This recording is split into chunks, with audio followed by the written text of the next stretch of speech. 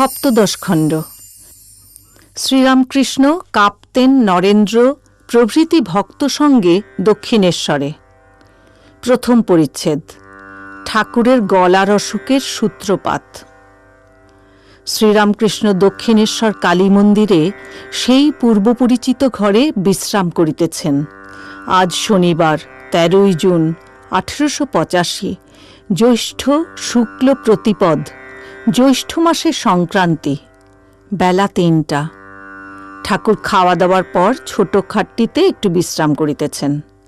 পণ্ডিতজি মেঝের উপরে মাদুরে বসিয়া আছেন। একটি শোকাতুরা ব্রাহ্মণী ঘরের উত্তরের দরজার পাশে দাঁড়াইয়া আছেন। কিশোরীও আছেন। মাস্টার আসিয়া প্রণাম করিলেন, সঙ্গে দ্বিজ ইত্যাদি।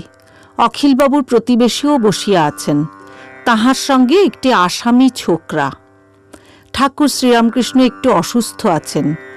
গলায় বিচি হইয়া সর্দির ভাব। গলার অসুখের এই প্রথম সূত্রপাত। বড় গরম পড়াতে মাস্টারেরও শরীর অসুস্থ।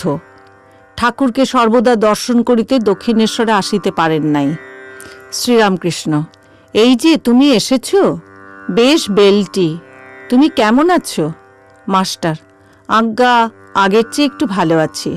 শ্রীরামকৃষ্ণ: বড় গরম পড়েছে, একটু একটু বরফ খেও।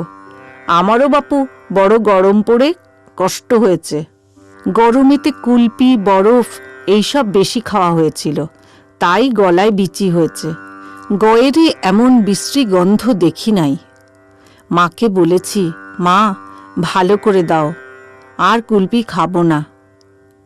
তারপর আবার বলেছি, বরফও খাবো না। মাকে যে কালে বলেছি খাবো না, আর খাওয়া হবে না। তবে এমন হঠাৎ ভুল হয়ে যায়। বলেছিলাম রবিবারে মাছ খাবো না, এখন একদিন ভুলে খেয়ে ফেলেছি। কিন্তু জেনে শুনে হবার জো নাই। সেদিন গাড়ু নিয়ে একজনকে ঝাউতলার দিকে আসতে বললুম, এখন সে বাহ্যে গেছিল, তাই আর একজন নিয়ে এসেছিল। আমি বাহ্যে করে এসে দেখি যে আর একজন গাড়ু নিয়ে দাঁড়িয়ে আছে। সে গাড়ুর জল নিতে পারলুম না। কি করি, মাটি দিয়ে দাঁড়িয়ে রইলুম যতক্ষণ না সে এসে জল দিলে।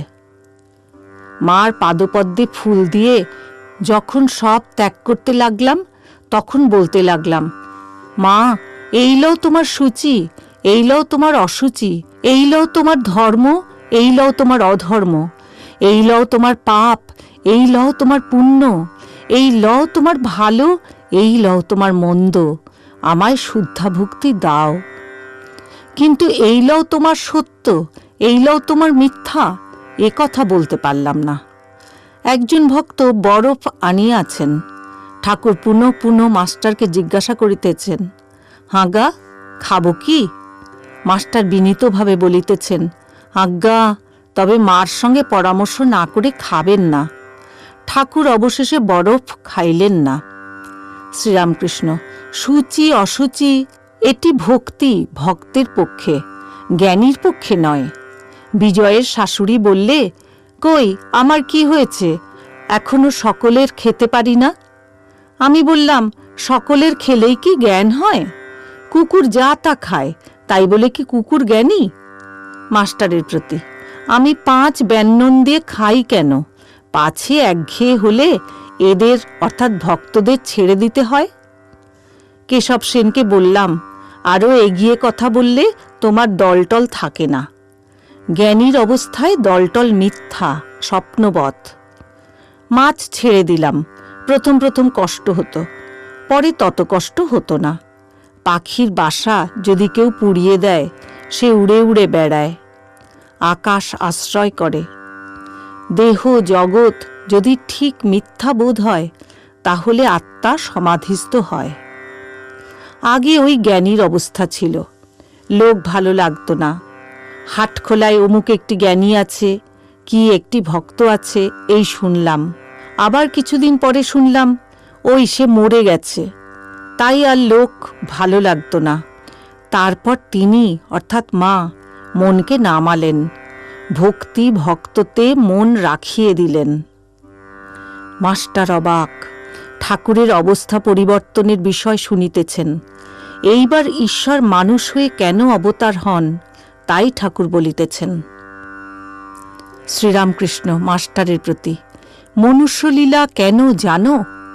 এর ভিতর তাঁর কথা শুনতে পাওয়া যায়, এর ভিতর তাঁর বিলাস, এর ভিতর তিনি রসাস্বাদন করেন, আর সব ভক্তদের ভিতর তাঁরই একটু একটু প্রকাশ।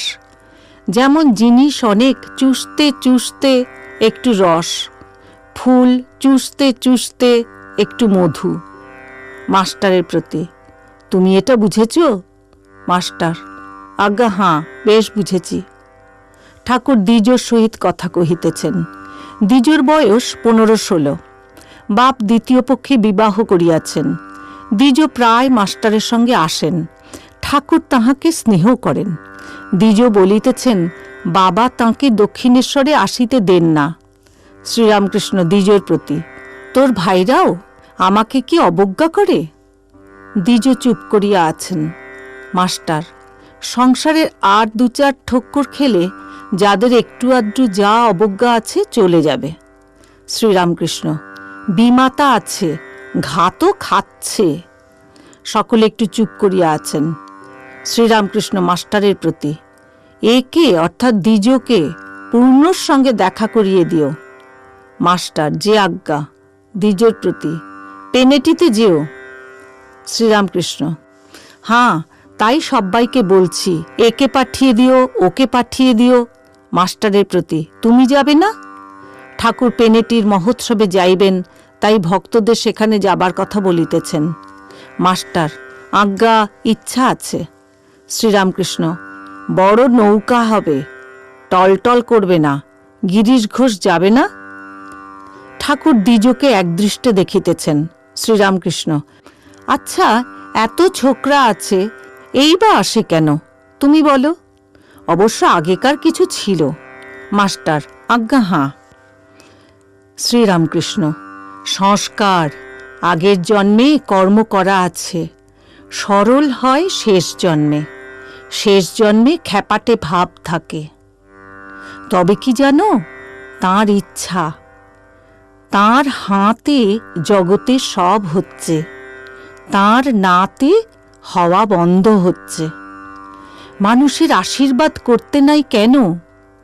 মানুষের ইচ্ছায় কিছু হয় না, তাঁরই ইচ্ছাতে হয় যায়। সেদিন কাপ্তেনের ওখানে গেলাম, রাস্তা দিয়ে ছোকরারা যাচ্ছে দেখলাম। তারা এক রকমের। একটা ছোকরাকে দেখলাম 19-20 বছর বয়স, বাঁকা শীতে কাটা, শীষ দিতে দিতে যাচ্ছে। কেউ যাচ্ছে বলতে বলতে, নগেন্দ্র, ক্ষীরোদ। কেউ দেখি ঘোর তম, বাঁশি বাজাচ্ছে, তাতেই একটু অহংকার হয়েছে। দ্বিজোর প্রতি, যার জ্ঞান হয়েছে তার নিন্দার ভয় কি? তার কূটস্থ বুদ্ধি, কামারের নেয়াই, তার উপর কত হাতুড়ির ঘা পড়েছে, কিছুতেই কিছু হয় না। আমি অমুকের বাপকে দেখলাম রাস্তা দিয়ে যাচ্ছে।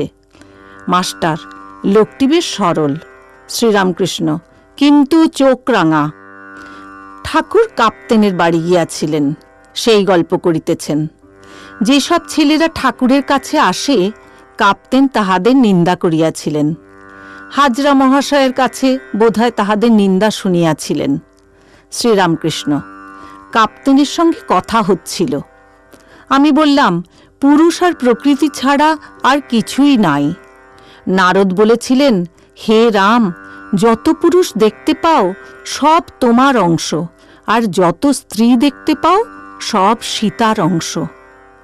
কাপ্তেন খুব খুশি, বললে, আপনারই ঠিক বোধ হয়েছে, সব পুরুষ রামের অংশে রাম, সব স্ত্রী সীতার অংশে সীতা। এই কথা এই বললে, আবার তারই পর ছোকরাদের নিন্দা আরম্ভ করলে। বলে, ওরা ইংরাজি পড়ে, যা তা খায়, ওরা তোমার কাছে সর্বদা যায়, সে ভালো নয়, ওতে তোমার খারাপ হতে পারে। হাজরা যায় একটি লোক, খুব লোক, ওদের অত যেতে দেবেন না। আমি প্রথমে বললাম, যায় তা কি করি? তারপর প্যান অর্থাৎ প্রাণ থেঁতলে দিলাম। ওর মেয়ে হাসতে লাগলো। বললাম, যে লোকের বিষয় বুদ্ধি আছে সে লোক থেকে ঈশ্বর অনেক দূর। বিষয়বুদ্ধি যদি না থাকে সে ব্যক্তির তিনি হাতের ভিতর অতি নিকটে। কাপ্তেন রাখালের কথায় বলে যে ও সকলের বাড়িতে খায়, বুঝি হাজরার কাছে শুনেছে। তখন বললাম, লোকে হাজার তপ জপ করুক, যদি বিষয়বুদ্ধি থাকে তাহলে কিছুই হবে না। আর শূকর মাংস খেয়ে যদি ঈশ্বরে মন থাকে সে ব্যক্তি ধন্য, তার ক্রমে ঈশ্বরলাভ হবেই। হাজরা এত তপ জপ করে, কিন্তু ওর মধ্যে দালালি করবে এই চেষ্টায় থাকে। তখন কাপ্তেন বলে, হ্যাঁ তা ও বাত ঠিক হ্যায়। তারপরে আমি বললাম, এই তুমি বললে সব পুরুষ রামের অংশে রাম, সব স্ত্রী সীতার অংশে সীতা, আবার এখন এমন কথা বলছো?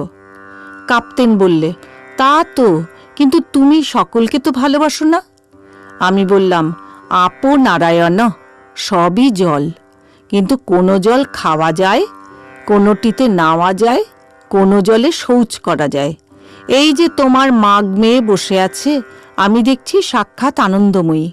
কাপ্তেন তখন বলতে লাগলো, হ্যাঁ হ্যাঁ ও ঠিক হ্যায়।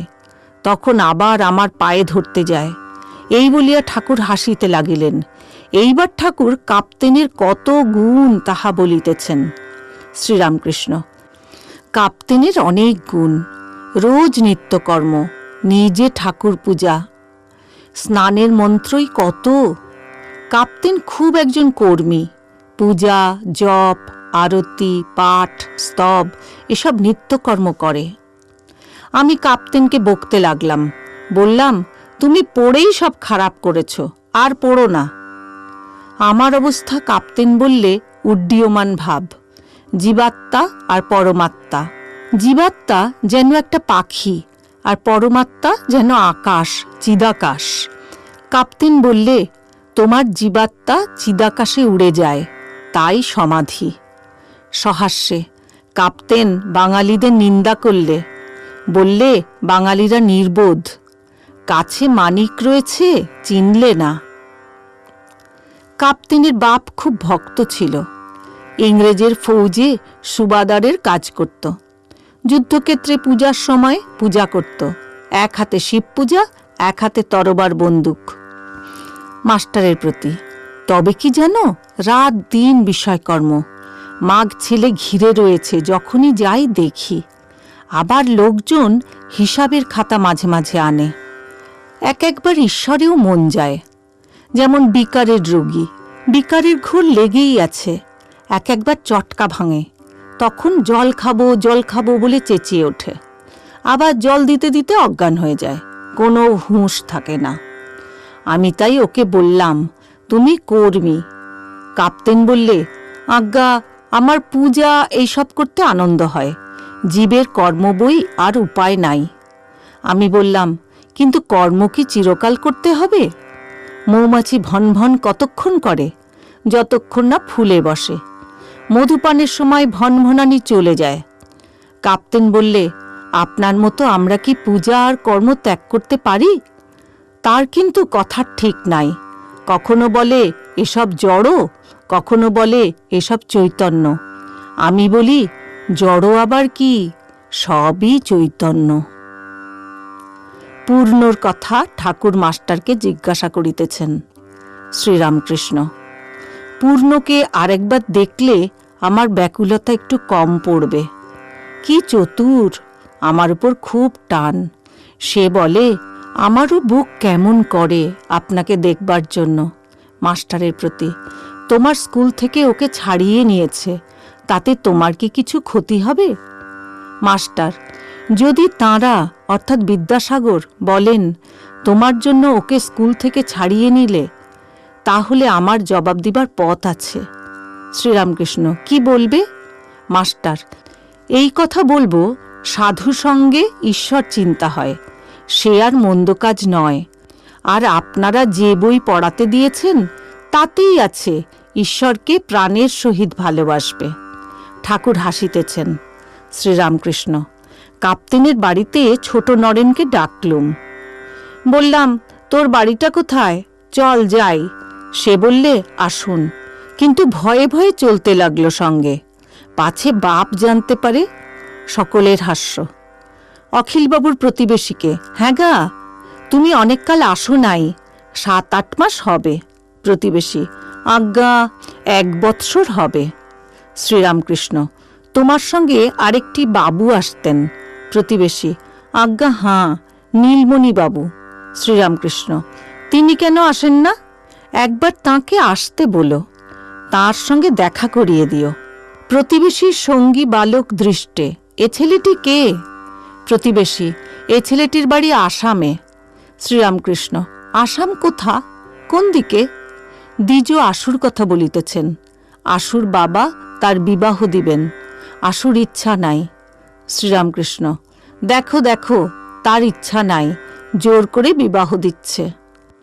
ঠাকুর একটি ভক্তকে জ্যেষ্ঠ ভ্রাতাকে ভক্তি করিতে বলিতেছেন। জ্যেষ্ঠ ভাই পিতা সম, খুব মানবি। সপ্তদশ খণ্ড, দ্বিতীয় পরিচ্ছেদ। শ্রীরামকৃষ্ণ ও শ্রী রাধিকা তত্ত্ব, জন্ম মৃত্যু তত্ত্ব।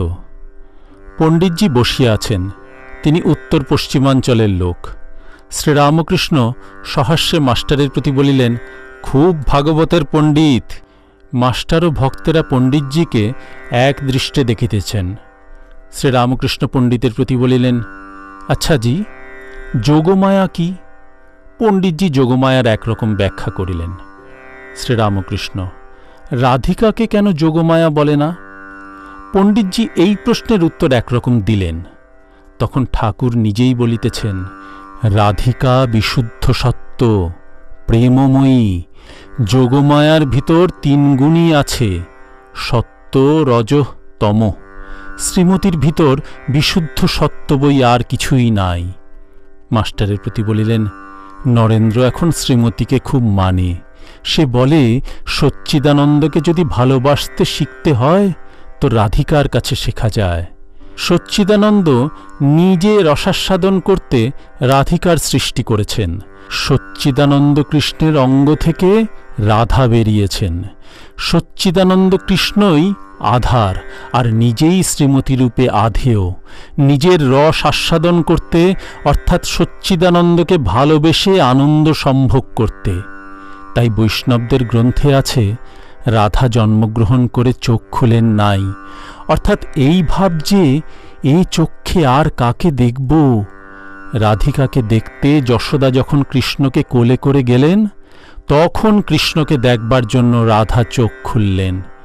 কৃষ্ণ খেলার ছলে রাধার চক্ষে হাত দিছিলেন।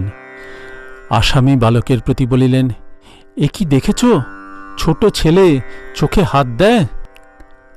পণ্ডিতজি ঠাকুরের কাছে বিদায় লইতেছেন। পণ্ডিত বলিলেন, আমি বাড়ি যাচ্ছি। শ্রীরামকৃষ্ণ সস্নেহে বলিলেন, কিছু হাতে হয়েছে? পণ্ডিত বলিলেন, বাজার বড় মন্দা হ্যায়, রোজগার নেহি। পণ্ডিতজি কিয়ৎক্ষণ পরে ঠাকুরকে প্রণাম করিয়া বিদায় লইলেন। শ্রীরামকৃষ্ণ মাস্টারের প্রতি বলিলেন, দেখো, বিষয়ী আর ছোকরাদের কত তফাত।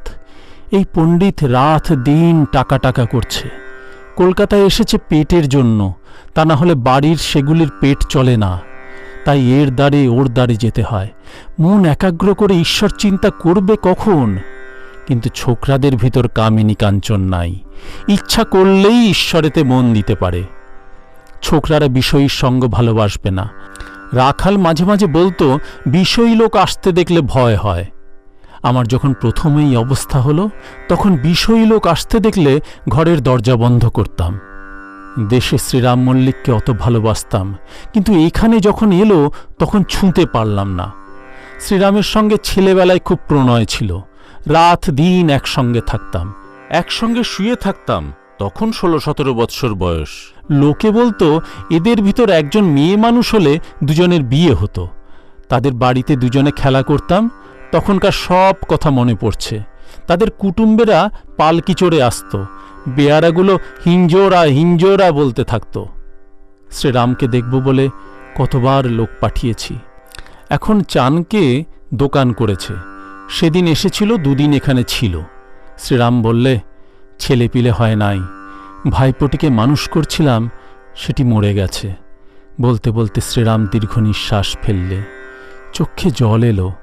ভাইপোর জন্য খুব শোক হয়েছে। আবার বললে ছেলে হয় নাই বলে স্ত্রীর যত স্নেহ ওই ভাইপোর উপর পড়েছিল, এখন সে শোকে অধীর হয়েছে। আমি তাকে বলি, খেপি, আর শোক করলে কি হবে, তুই কাশি যাবি? বলে, খেপি একেবারে ডাইলিউট হয়ে গেছে, তাকে ছুঁতে পারলাম না, দেখলাম তাতে আর কিছু নাই। ঠাকুর শোক সম্বন্ধে এই সকল কথা বলিতেছেন। এদিকে ঘরের উত্তরের দরজার কাছে সেই শোকাতুরা ব্রাহ্মণীটি দাঁড়াইয়া আছেন। ব্রাহ্মণী বিধবা, তার একমাত্র কন্যার খুব বড় ঘরে বিবাহ হইয়াছিল। মেয়েটির স্বামী রাজা উপাধিধারী, কলিকাতা নিবাসী জমিদার।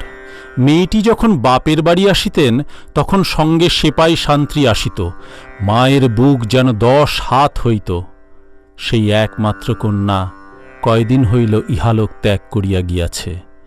ব্রাহ্মণী দাঁড়াইয়া ভাইপোর বিয়োগ জন্য শ্রীরাম মল্লিকের শোকের কথা শুনিলেন।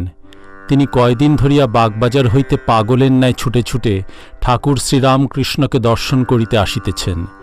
যদি কোনো উপায় হয়, যদি তিনি এই দুর্জয় শোক নিবারণের কোনো ব্যবস্থা করিতে পারেন। ঠাকুর আবার কথা কহিতেছেন। শ্রীরামকৃষ্ণ ব্রাহ্মণী ও ভক্তদের প্রতি বলিলেন, একজন এখানে এসেছিল, খানিকক্ষণ বসে বলছে, যাই একবার ছেলের চাঁদ মুখটি দেখি গে। আমি আর থাকতে পারলাম না, বললাম, তবে রে শালা, ওঠ এখান থেকে, ঈশ্বরের চাঁদ মুখের চেয়ে ছেলের চাঁদ মুখ। মাস্টারের প্রতি বলিলেন, কি জানো, ঈশ্বরই সত্য, আর সব অনিত্য। জীব জগৎ, বাড়ি ঘর দ্বার, ছেলে পিলে এসব বাজিকরের ভেলকি। বাজিকর কাঠি দিয়ে বাজনা বাজাচ্ছে আর বলছে লাগ লাগ লাগ। ঢাকা খুলে দেখো কতকগুলি পাখি আকাশে উড়ে গেল। কিন্তু বাজিকরই সত্য আর সব অনিত্য। এই আছে, এই নাই। কৈলাসে শিব বসে আছেন, নন্দী কাছে আছেন। এমন সময় একটা ভারী শব্দ হলো। নন্দী জিজ্ঞাসা করলে, ঠাকুর, এ কিসের শব্দ হলো? শিব বললেন, রাবণ জন্মগ্রহণ করলে তাই শব্দ। খানিক পরে আবার একটি ভয়ানক শব্দ হলো। নন্দী জিজ্ঞাসা করলে, এবার কিসের শব্দ? শিব হেসে বললেন, এবার রাবণ বধ হল। জন্ম মৃত্যু এ সব ভেলকির মতো। এই আছে, এই নাই। ঈশ্বরই সত্য আর সব অনিত্য। জলই সত্য, জলের ভুরভুরি। এই আছে, এই নাই। ভুরভুরি জলে মিশে যায়। যে জলে উৎপত্তি সেই জলেই লয়। ঈশ্বর যেন মহাসমুদ্র, জীবেরা যেন ভুরভুরি, তাতেই জন্ম তাতেই লয়। ছেলে মেয়ে যেমন একটা বড় ভুরভুরির সঙ্গে 5-6টা ছোট ভুরভুরি। ঈশ্বরই সত্য, তাঁর উপর কিরূপে ভক্তি হয়, তাকে কেমন করে লাভ করা যায়, এখন এই চেষ্টা করো। শোক করে কি হবে? সকলে চুপ করিয়া আছেন। ব্রাহ্মণী বলিলেন, তবে আমি আসি। শ্রীরামকৃষ্ণ ব্রাহ্মণীর প্রতি সস্নেহে বলিলেন, তুমি এখন যাবে? বড় ধূপ, কেন এদের সঙ্গে গাড়ি করে যাবে? আজ জ্যৈষ্ঠ মাসের সংক্রান্তি, বেলা প্রায় 3টা-4টা, ভারী গ্রীষ্ম। একটি ভক্ত ঠাকুরকে একখানি নূতন চন্দনের পাখা আনিয়া দিলেন। ঠাকুর পাখা পাইয়া আনন্দিত হইলেন ও বলিলেন, বাবা, ওং তৎসৎ কালী। এই বলিয়া প্রথমেই ঠাকুরদের হাওয়া করিতেছেন। তাহার পরে মাস্টারকে বলিতেছেন, দেখো দেখো কেমন হাওয়া। মাস্টারও আনন্দিত হইয়া দেখিতেছেন। সপ্তদশ খণ্ড, 3য় পরিচ্ছেদ। পাকা আমি বা দাস আমি। কাপ্তেন ছেলেদের সঙ্গে করিয়া আসিয়াছেন। ঠাকুর কিশোরীকে বলিলেন, এদের সব দেখিয়ে এসো তো ঠাকুর বাড়ি। ঠাকুর কাপ্তেনের সহিত কথা কহিতেছেন। মাস্টার, দ্বিজ ইত্যাদি ভক্তেরা মেঝেতে বসিয়া আছেন। দমদমার মাস্টারও আসিয়াছেন। ঠাকুর শ্রীরামকৃষ্ণ ছোট খাটটিতে উত্তরাস্য হইয়া বসিয়া আছেন। তিনি কাপ্তেনকে ছোট খাটটির এক পার্শ্বে তাঁহার সম্মুখে বসিতে বলিলেন। শ্রীরামকৃষ্ণ, তোমার কথা এদের বলছিলাম, কত ভক্তি, কত পূজা, কত রকম আরতি। কাপ্তেন সলজ্জভাবে, আমি কি পূজা আরতি করব? আমি কি? শ্রীরামকৃষ্ণ: যে আমি কামিনী কাঞ্চনে আসক্ত, সেই আমিতেই দোষ। আমি ঈশ্বরের দাস, এ আমিতে দোষ নাই। আর বালকের আমি, বালক কোনো গুণের বশ নয়। এই ঝগড়া করছে, আবার ভাব। এই খেলাঘর করলে, কত যত্ন করে, আবার তৎক্ষণাৎ ভেঙে ফেললে। দাস আমি, বালকের আমি, এতে কোনো দোষ নাই। এ আমি আমির মধ্যে নয়, যেমন মিছরি মিষ্টের মধ্যে নয়। অন্য মিষ্টতে অসুখ করে, কিন্তু মিছরিতে বরং অম্ল নাশ হয়। আর যেমন ওঙ্কার শব্দের মধ্যে নয়। এই অহং দিয়ে সচ্চিদানন্দকে ভালোবাসা যায়। অহং তো যাবে না, তাই দাস আমি, ভক্তের আমি। তা না হলে মানুষ কি লয়ে থাকে? গোপীদের কি ভালোবাসা কাপ্তেনের প্রতি! তুমি গোপীদের কথা কিছু বলো, তুমি অত ভাগবত পড়ো। কাপ্তেন: যখন শ্রীকৃষ্ণ বৃন্দাবনে আছেন, কোনো ঐশ্বর্য নাই, তখনও গোপীরা তাঁকে প্রাণাপেক্ষা ভালোবেসেছিলেন। তাই কৃষ্ণ বলেছিলেন, আমি তাদের ঋণ কেমন করে শুধব? যে গোপীরা আমার প্রতি সব সমর্পণ করেছে, দেহ, মন, চিত্ত। শ্রীরামকৃষ্ণ ভাবে বিভোর হইতেছেন। গোবিন্দ, গোবিন্দ, গোবিন্দ, এই কথা বলিতে বলিতে আবিষ্ট হইতেছেন, প্রায় বাহ্য শূন্য। কাপ্তেন সবিস্ময়ে বলিতেছেন, ধন্য, ধন্য। কাপ্তেন ও সমবেত ভক্তগণ ঠাকুরের এই অদ্ভুত প্রেমাবস্থা দেখিতেছেন। যতক্ষণ না তিনি প্রকৃতিস্থ হন, ততক্ষণ তাহারা চুপ করিয়া এক দৃষ্টে দেখিতেছেন শ্রীরামকৃষ্ণ। তারপর কাপ্তেন: তিনি যোগীদিগের অগম্য, যোগীভীর অগম্যম। আপনার ন্যায় যোগীদের অগম্য, কিন্তু গোপীদিগের গম্য। যোগীরা কত বৎসর যোগ করে যাকে পায় নাই, কিন্তু গোপীরা অনায়াসে তাঁকে পেয়েছে। শ্রীরামকৃষ্ণ সহাস্যে: গোপীদের কাছে খাওয়া, খেলা, কাঁদা, আবদার করা, এসব হয়েছে। একজন ভক্ত বলিলেন, শ্রীযুক্ত বঙ্কিম কৃষ্ণচরিত্র লিখেছেন। শ্রীরামকৃষ্ণ: বঙ্কিম শ্রীকৃষ্ণ মানে, শ্রীমতী মানে না। কাপ্তেন: বুঝি লীলা মানেন না? শ্রীরামকৃষ্ণ: আবার বলে নাকি কামাদি এসব দরকার। দমদম মাস্টার: নবজীবনী বঙ্কিম লিখেছেন, ধর্মের প্রয়োজন এই যে শারীরিক, মানসিক, আধ্যাত্মিক প্রভৃতি সব বৃত্তির স্ফূর্তি হয়। কাপ্তেন: কামাদি দরকার, তবে লীলা মানেন না। ঈশ্বর মানুষ হয়ে বৃন্দাবনে এসেছিলেন, রাধাকৃষ্ণ লীলা, তা মানেন না? শ্রীরামকৃষ্ণ সহাস্যে: ওসব কথা যে খবরের কাগজে নাই, কেমন করে মানা যায়? একজন তার বন্ধুকে এসে বললে, ওহে, কাল ওপাড়া দিয়ে যাচ্ছি, এমন সময় দেখলাম সে বাড়িটা হুড়মুড় করে পড়ে গেল। বন্ধু বললে, দাঁড়াও হে, একবার খবরের কাগজখানা দেখি। এখন বাড়ি হুড়মুড় করে পড়ার কথা খবরের কাগজে কিছুই নাই। তখন সে ব্যক্তি বললে, কই, খবরের কাগজে তো কিছুই নাই, ওসব কাজের কথা নয়। সে লোকটা বললে, আমি যে দেখে এলাম। ও বললে, তা হোক, যে কালে খবরের কাগজে নাই, সে কালে ও কথা বিশ্বাস করলুম না। ঈশ্বর মানুষ হয়ে লীলা করেন, এ কথা কেমন করে বিশ্বাস করবে? এ কথা যে ওদের ইংরেজি লেখাপড়ার ভিতর নাই। পূর্ণ অবতার বোঝানো বড় শক্ত, কি বলো? 14 পোয়ার ভিতর অনন্ত আশা। কাপ্তেন: কৃষ্ণস্তু ভগবান স্বয়ং, বলবার সময় পূর্ণ ও অংশ বলতে হয়। শ্রীরামকৃষ্ণ: পূর্ণ ও অংশ যেমন অগ্নি ও তার স্ফুলিঙ্গ, অবতার ভক্তের জন্য, জ্ঞানীর জন্য নয়। অধ্যাত্ম রামায়ণে আছে, হে রাম, তুমি ব্যাপ্য, তুমি ব্যাপক, বাচ্য বাচক ভেদেন তমেব পরমেশ্বর। কাপ্তেন: বাচ্য বাচক অর্থাৎ ব্যাপ্য ব্যাপক। শ্রীরামকৃষ্ণ: ব্যাপক অর্থাৎ যেমন ছোট একটি রূপ, যেমন অবতার মানুষরূপ হয়েছেন। সপ্তদশ খণ্ড, চতুর্থ পরিচ্ছেদ। অহংকারী বিনাশের কারণ ও ঈশ্বর লাভের বিঘ্ন। সকলে বসিয়া আছেন। কাপ্তেন ও ভক্তদের সহিত ঠাকুর কথা কহিতেছেন। এমন সময় ব্রাহ্ম সমাজের জয়গোপাল সেন ও ত্রৈলোক্য আসিয়া প্রণাম করিয়া আসন গ্রহণ করিলেন। ঠাকুর সহাস্যে ত্রৈলোক্যের দিকে তাকাইয়া কথা কহিতেছেন। শ্রীরামকৃষ্ণ বলিলেন, অহংকার আছে বলে ঈশ্বর দর্শন হয় না। ঈশ্বরের বাড়ির দরজার সামনে এই অহংকার রূপ গাছের গুঁড়ি পড়ে আছে।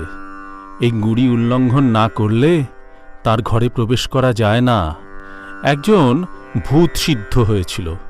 সিদ্ধ হয়ে যাই ডেকেছে, অমনি ভূতটি এসেছে। এসে বললে, কি কাজ করতে হবে বলো?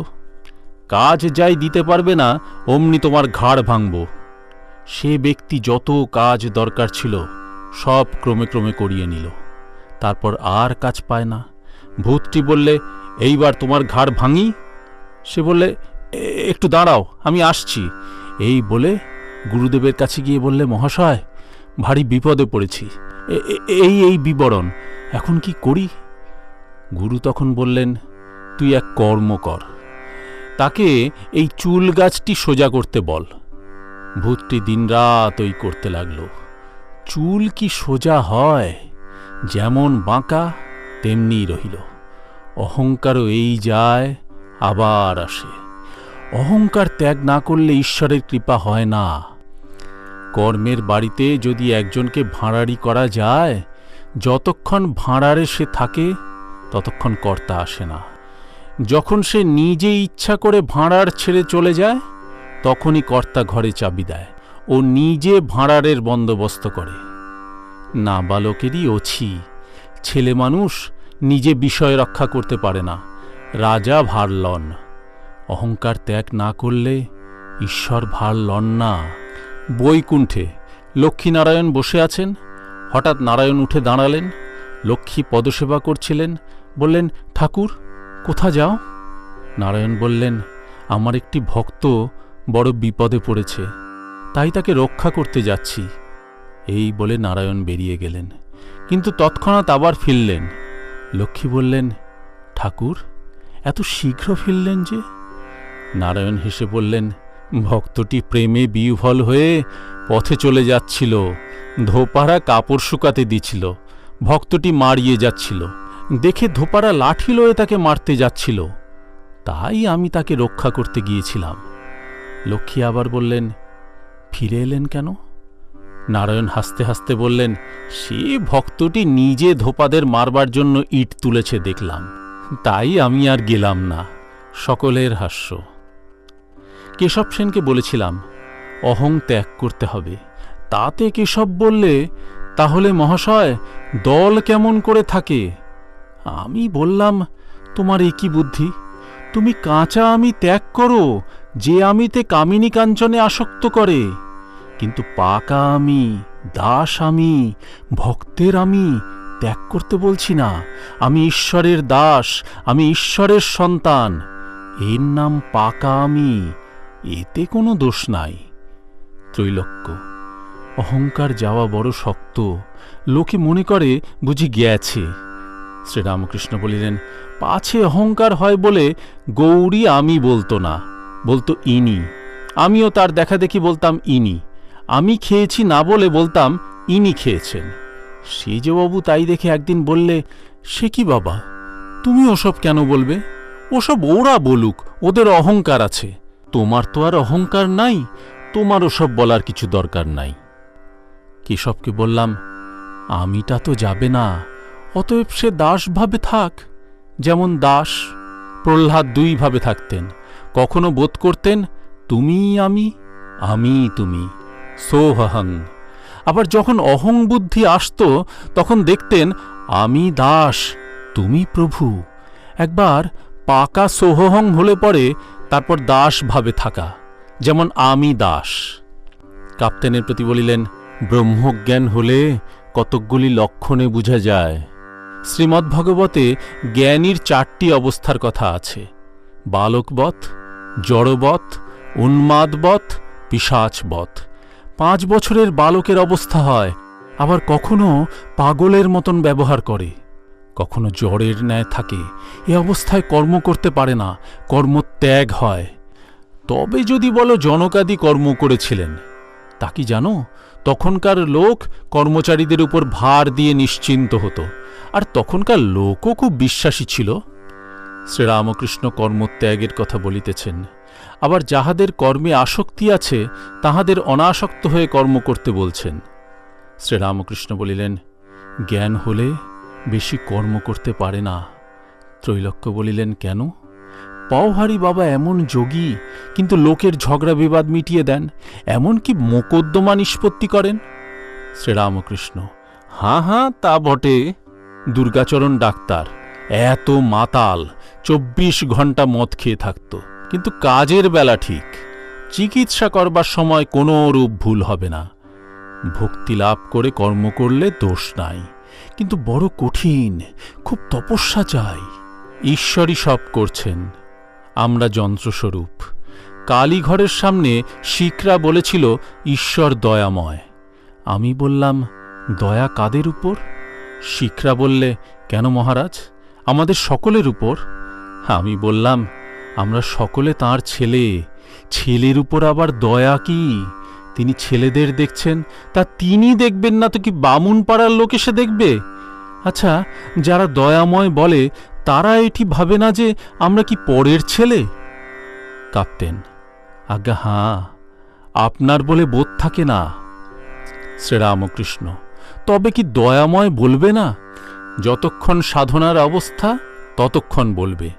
তাকে লাভ হলে তবে ঠিক আপনার বাপ কি আপনার মা বলে বোধ হয়। যতক্ষণ না ঈশ্বর লাভ হয় ততক্ষণ বোধ হয় আমরা খুব দূরের লোক, পরের ছেলে। সাধনাবস্থায় তাঁকে সবই বলতে হয়। হাজরা নরেন্দ্রকে একদিন বলছিল, ঈশ্বর অনন্ত, তার ঐশ্বর্য অনন্ত, তিনি কি আর সন্দেশ কলা খাবেন না গান শুনবেন? ও সব মনের ভুল। নরেন্দ্র অমনি 10 হাত নেবে গেল। তখন হাজরাকে বললাম, তুমি কি পাজি? ওদের অমন কথা বললে ওরা দাঁড়ায় কোথা? ভক্তি গেলে মানুষ কি লয়ে থাকে? তার অনন্ত ঐশ্বর্য, তবুও তিনি ভক্তাধীন। বড় মানুষের দারবান এসে বাবুর সভায় এক ধারে দাঁড়িয়ে আছে, হাতে কি একটি জিনিস আছে কাপড়ে ঢাকা, অতি সংকোচ ভাবে। বাবু জিজ্ঞাসা করলেন, কি দারবান, হাতে কি আছে? দারবান সংকোচভাবে একটি আতা বার করে বাবুর সম্মুখে রাখলে, ইচ্ছা বাবু ওটি খাবেন। বাবু দারবানের ভক্তিভাব দেখে আতাটি খুব আদর করে নিলেন আর বললেন, আহা, বেশ আতা, তুমি এটি কোথা থেকে কষ্ট করে আনলে? তিনি ভক্তাধীন। দুর্যোধন অত যত্ন দেখালে আর বললে, এখানে খাওয়া দাওয়া করুন। ঠাকুর শ্রীকৃষ্ণ কিন্তু বিদুরের কুটিরে গেলেন। তিনি ভক্তবৎসল, বিদুরের সাকান্ন সুধার ন্যায় খেলেন। পূর্ণ জ্ঞানীর আরেকটি লক্ষণ পিশাচবৎ। খাওয়া দাওয়ার বিচার নাই, সূচি অসুচির বিচার নাই। পূর্ণ জ্ঞানী ও পূর্ণ মূর্খ দুইজনেরই বাহিরের লক্ষণ এক রকম। পূর্ণজ্ঞানী হয়তো গঙ্গা স্নানে মন্ত্রপাঠ করলে না, ঠাকুর পূজা করবার সময় ফুলগুলি হয়তো একসঙ্গে ঠাকুরের চরণে দিয়ে চলে এলো, কোনো তন্ত্রমন্ত্র নাই। যতদিন সংসারে ভোগ করবার ইচ্ছা থাকে ততদিন কর্মত্যাগ করতে পারে না। যতক্ষণ ভোগের আশা ততক্ষণ কর্ম। একটি পাখি জাহাজের মাস্তুলে অন্যমনস্ক হয়ে বসেছিল। জাহাজ গঙ্গার ভিতরে ছিল, ক্রমে মহাসমুদ্রে এসে পড়ল। তখন পাখির চটকা ভাঙলে, সে দেখলে চতুর্দিকে কুলকিনারা নাই। তখন ডাঙায় ফিরে যাওয়ার জন্য উত্তর দিকে উড়ে গেল। অনেক দূর গিয়ে শ্রান্ত হয়ে গেল, তবু কুলকিনারা দেখতে পেলে না। তখন কি করে? ফিরে এসে আবার মাস্তুলে এসে বসল। অনেকক্ষণ পরে পাখিটা আবার উড়ে গেল, এবার পূর্ব দিকে গেল। সেদিকে কিছুই দেখতে পেলে না, চারিদিকে কেবল অকুল পাথার। তখন ভারী পরিশ্রান্ত হয়ে আবার জাহাজে ফিরে এসে মাস্তুলের উপর বসল। অনেকক্ষণ জিরিয়ে একবার দক্ষিণ দিকে গেল, এইরূপে আবার পশ্চিম দিকে গেল। যখন দেখলে কোথাও কুল কিনারা নাই, তখন সেই মাস্তুলের উপর বসল, আর উঠল না, নিশ্চেষ্ট হয়ে বসে রইল। তখন মনে আর কোনো ব্যস্ত ভাব বা অশান্তি রইল না, নিশ্চিন্ত হয়েছে, আর কোনো চেষ্টাও নাই। কাপ্তেন বলিলেন, আহা, ক্যা দৃষ্টান্ত! শ্রীরামকৃষ্ণ, সংসারী লোকেরা যখন সুখের জন্য চারিদিকে ঘুরে ঘুরে বেড়ায়, আর পায় না, আর শেষে পরিশ্রান্ত হয়, যখন কামিনী কাঞ্চনে আসক্ত হয়ে কেবল দুঃখ পায়, তখনই বৈরাগ্য আসে, ত্যাগ আসে। অনেকের ভোগ না করলে ত্যাগ হয় না। কুটিচক আর বহুদক। সাধকদের ভিতরও কেউ কেউ অনেক তীর্থে ঘোরে, এক জায়গায় স্থির হয়ে বসতে পারে না। অনেক তীর্থের উদক কিনা জল খায়, যখন ঘুরে ঘুরে ক্ষোভ মিটে যায়, তখন এক জায়গায় কুটির বেঁধে বসে, আর নিশ্চিন্ত ও চেষ্টা শূন্য হয়ে ভগবানকে চিন্তা করে। কিন্তু কি ভোগ সংসারে করবে? কামিনী কাঞ্চন ভোগ, সে তো ক্ষণিক আনন্দ, এই আছে এই নাই। প্রায় মেঘ ও বর্ষা লেগেই আছে, সূর্য দেখা যায় না। দুঃখের ভাগই বেশি, আর কামিনী কাঞ্চন মেঘ সূর্যকে দেখতে দেয় না। কেউ কেউ আমাকে জিজ্ঞাসা করে, মশায়, ঈশ্বর কেন এমন সংসার করলেন? আমাদের কি কোনো উপায় নাই? আমি বলি, উপায় থাকবে না কেন? তার শরণাগত হও, আর ব্যাকুল হয়ে প্রার্থনা করো, যাতে অনুকূল হাওয়া বয়, যাতে শুভযোগ ঘটে। ব্যাকুল হয়ে ডাকলে তিনি শুনবেনই শুনবেন। একজনের ছেলেটি যায় যায় হয়েছিল। সে ব্যক্তি ব্যাকুল হয়ে এর কাছে ওর কাছে উপায় জিজ্ঞাসা করে বেড়াচ্ছে। একজন বললে, তুমি যদি এইটি জোগাড় করতে পারো তো ভালো হয়। 7 নক্ষত্রের জল পড়বে মরার মাথার খুলির উপর, সেই জল একটি ব্যাঙ খেতে যাবে, সেই ব্যাঙকে একটি সাপে তাড়া করবে, ব্যাঙকে কামড়াতে গিয়ে সাপের বিষ মরার মাথার খুলিতে পড়বে, আর ব্যাঙটি পালিয়ে যাবে। সেই বিষ জল একটু লয়ে রোগীকে খাওয়াতে হবে। লোকটি অমনি ব্যাকুল হয়ে সেই ঔষধ খুঁজতে 7 নক্ষত্রে বেরুল। এমন সময় বৃষ্টি হচ্ছে। তখন ব্যাকুল হয়ে ঈশ্বরকে বলছে, ঠাকুর, এইবার মরার মাথা জুটিয়ে দাও। খুঁজতে খুঁজতে দেখে একটি মরার খুলি, তাতে 7 নক্ষত্রের জল পড়েছে। তখন সে আবার প্রার্থনা করে বলতে লাগলো, দোহাই ঠাকুর, এইবার আর কটি জুটিয়ে দাও, ব্যাঙ ও সাপ। তার যেমন ব্যাকুলতা তেমনি সব জুটে গেল। দেখতে দেখতে একটি সাপ ব্যাঙকে তাড়া করে আসছে, আর কামড়াতে গিয়ে তার বিষ ওই খুলির ভিতর পড়ে গেল। ঈশ্বরের শরণাগত হয়ে তাকে ব্যাকুল হয়ে ডাকলে তিনি শুনবেনই শুনবেন, সব সুযোগ করে দেবেন। কাপ্তেন বলিলেন, ক্যা দৃষ্টান্ত! শ্রীরামকৃষ্ণ, হাঁ, তিনি সুযোগ করে দেন। হয়তো বিয়ে হলো না, সব মন ঈশ্বরকে দিতে পারলে, হয়তো ভাইরা রোজগার করতে লাগলো, বা একটি ছেলে মানুষ হয়ে গেল, তাহলে তোমায় আর সংসার দেখতে হলো না। তখন তুমি অনায়াসে 16 আনা মন ঈশ্বরকে দিতে পারো। তবে কামিনী কাঞ্চন ত্যাগ না হলে হবে না। ত্যাগ হলে তবে অজ্ঞান অবিদ্যা নাশ হয়। আতস কাঁচের উপর সূর্যের কিরণ পড়লে কত জিনিস পুড়ে যায়, কিন্তু ঘরের ভিতর ছায়া, সেখানে আতস কাঁচ লয়ে গেলে ওটি হয় না। ঘর ত্যাগ করে বাহিরে এসে দাঁড়াতে হয়। তবে জ্ঞান লাভের পর কেউ সংসারে থাকে, তারা ঘর বার দুই দেখতে পায়। জ্ঞানের আলো সংসারের ভিতর পড়ে, তাই তারা ভালো মন্দ, নিত্য অনিত্য এ সব সে আলোতে দেখতে পায়। যারা অজ্ঞান, ঈশ্বরকে মানে না, অথচ সংসারে আছে, তারা যেন মাটির ঘরের ভিতর বাস করে, ক্ষীণ আলোতে শুধু ঘরের ভিতরটি দেখতে পায়। কিন্তু যারা জ্ঞান লাভ করেছে, ঈশ্বরকে জেনেছে, তারপর সংসারে আছে, তারা যেন সারসির ঘরের ভিতর বাস করে, ঘরের ভিতরও দেখতে পায়, ঘরের বাহিরের জিনিসও দেখতে পায়।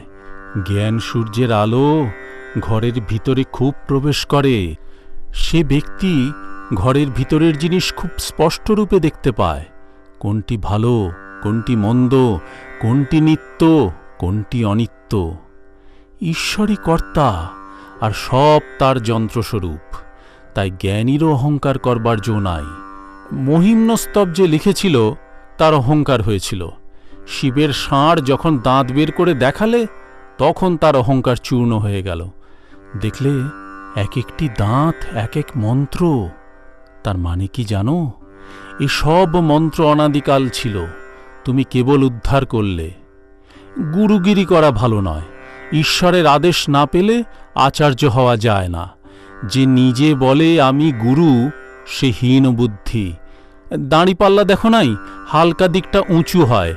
যে ব্যক্তি নিজে উঁচু হয় সে হালকা। সকলেই গুরু হতে যায়, শিষ্য পাওয়া যায় না। ত্রৈলোক্য ছোট খাটটির উত্তরধারে মেঝেতে বসিয়াছেন। ত্রৈলোক্য গান গাইবেন। ঠাকুর শ্রীরামকৃষ্ণ বলিতেছেন, আহা, তোমার কি গান! ত্রৈলোক্য তানপুরা লইয়া গান করিতেছেন। तुझसे हमने दिल को लगाया, जो कुछ है सो तू ही है।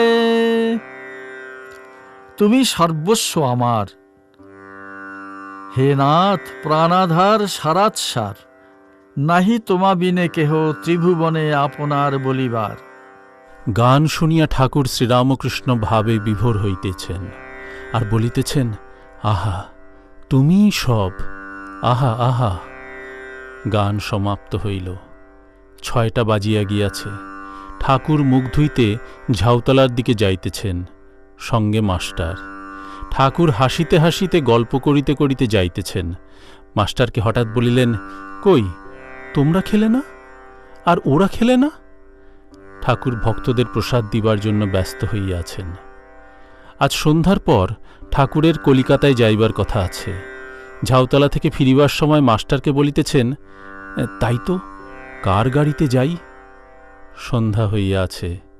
ঠাকুরের ঘরে প্রদীপ জ্বালা হইল ও ধূনা দেওয়া হইতেছে। ঠাকুর বাড়িতে সব স্থানে ফরাস আলো জ্বালিয়া দিল।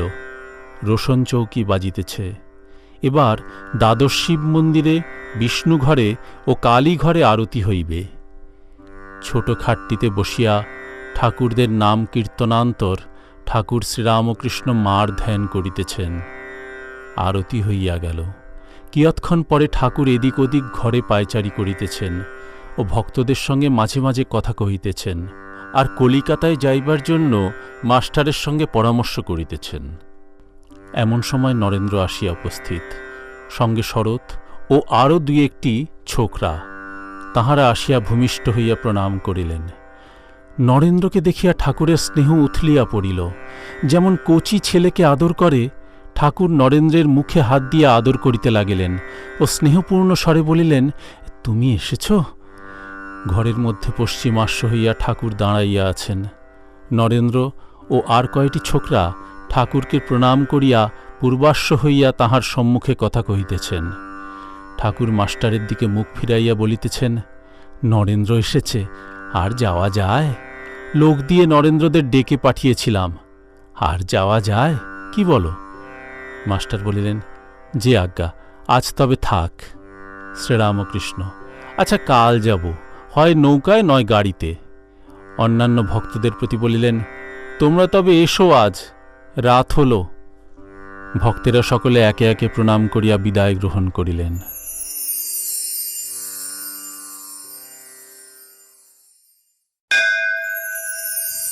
অষ্টাদশ খণ্ড। ঠাকুর শ্রীরামকৃষ্ণ কলিকাতা নগরে ভক্ত মন্দিরে। প্রথম পরিচ্ছেদ। বলরাম মন্দিরে শ্রীরামকৃষ্ণ।